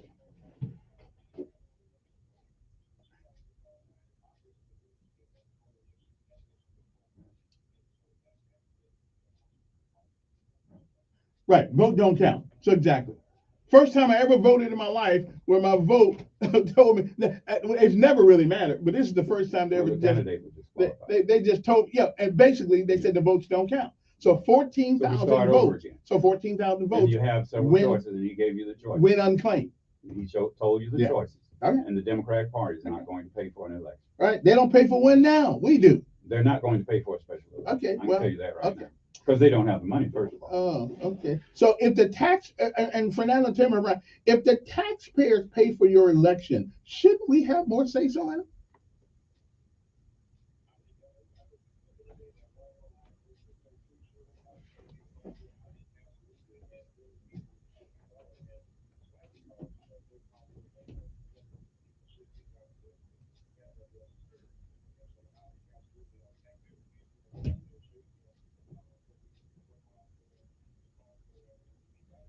Now, my problem. Now, let me tell you how what I think I could accept it. I wouldn't have liked it if nobody was on that ballot because of the disqualification. But they put somebody on the ballot that none of us know. We didn't ask for her. We don't know her. She didn't run for anything. She ain't paid no money. I mean, so we put somebody on the ballot that none of us had a say in whatsoever. And that's party's choice. So that's why I brought up well, Illinois. that's fine. That's fine. Millions of people in Illinois voted for these people. No, it's party. It's party rule. So we got to vote. We got a choice of voting for somebody that did not lift a finger, right, to get my vote. Right.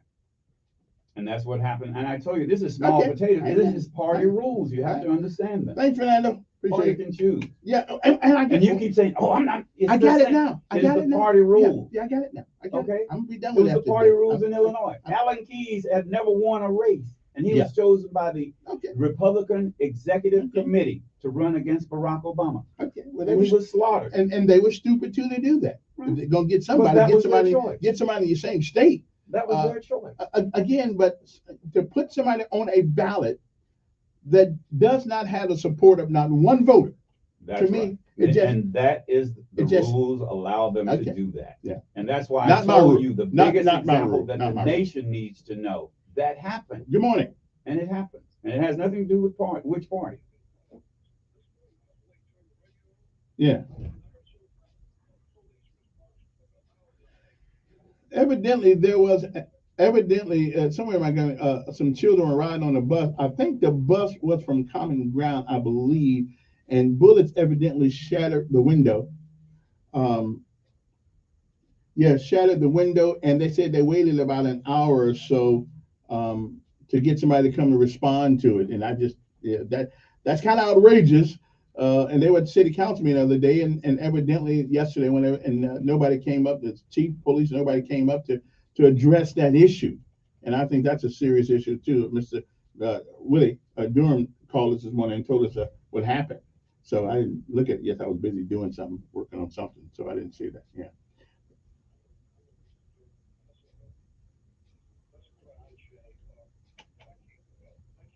Okay, hopefully, fortunately, nobody got hurt. Good morning. I'm just gonna let you sit there, brother. See, you just sat there and see. I know my phone's anywhere. See, this is a fool on the phone right there. So hey, listen, you can just listen from right there. Yeah, I'll send a virus to you, as a matter of fact, and screw up your phone forever. Is there a problem with the phone? No, it ain't the phone. Because one of the callers said you have to change the line. Nah, Call again. Nah, this ain't no. Because go to any line, they're working fine. Here's this too. So now that's just some fool on the radio, on the phone. Anyway, I did call Brian, and he is waiting to get some information back from some of the high muckety mucks. And when they have that conversation, he's going to come on for a couple seconds and tell us what happened. But Mr. Brian Kelly, I did talk to him a few minutes ago, and he's going to call us back. Man, it's 8:56 in the morning. All right, one more shot. Is this you? Good morning. See, that's a fool. That's Mr. Foolish. Okay, then. That's somebody with an IQ about the size of my shoe. And I got small feet. Okay? Yeah, that's what I thought. I'm going to get the call ID on this guy in a minute here. Good morning. Yeah, but see, I got you. Right.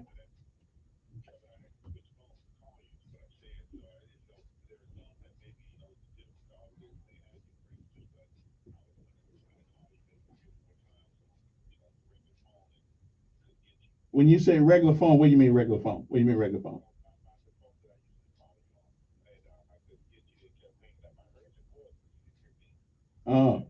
So okay, so maybe something wrong with y'all's phone. Yeah, it ain't me. As a matter of fact, I found out the other day, I was wondering why my phone messed up all on Saturday. It messed up because a couple of the networks, AT&T network and stuff, were all screwed up, and so maybe that's still some of the things going on. All right. Right. Yeah. Yeah. Right. Yeah. All right. Good morning.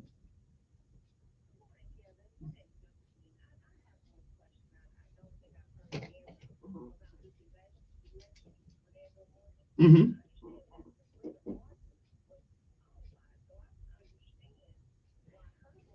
Right. Right. Exactly. Because they didn't want him, and they used their prerogative to get rid of him, like they got rid of her. And that's not a majority vote. Well, right. That's why, see, that goes away. The majority has to win. But he was on the list. There is no runner-up. It's either the majority wins or you start over. Yeah. Well, okay.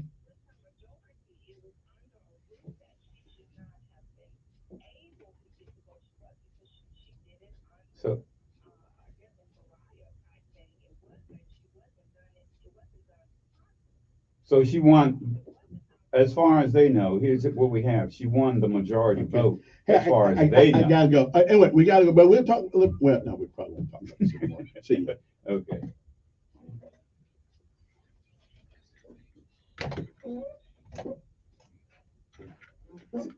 See, Kevin, it still would be a conflict if you choose the person who did not get a majority. He did not get a majority. I got vote. that. He was way off getting a majority. But he was only majority, qualified. in other words, but he was only qualified. But he did not win. Here it is. You either win the majority vote, period. Okay. Or, and the choice is, we have another special election. Right. Which the Democratic Party would have to pay for, and they're not going to do that because they don't have the money. So they're going to screw us out of our they vote. Select someone. Right. Same thing. I'm telling you, they could have done the same thing in Illinois. They could have had a special election.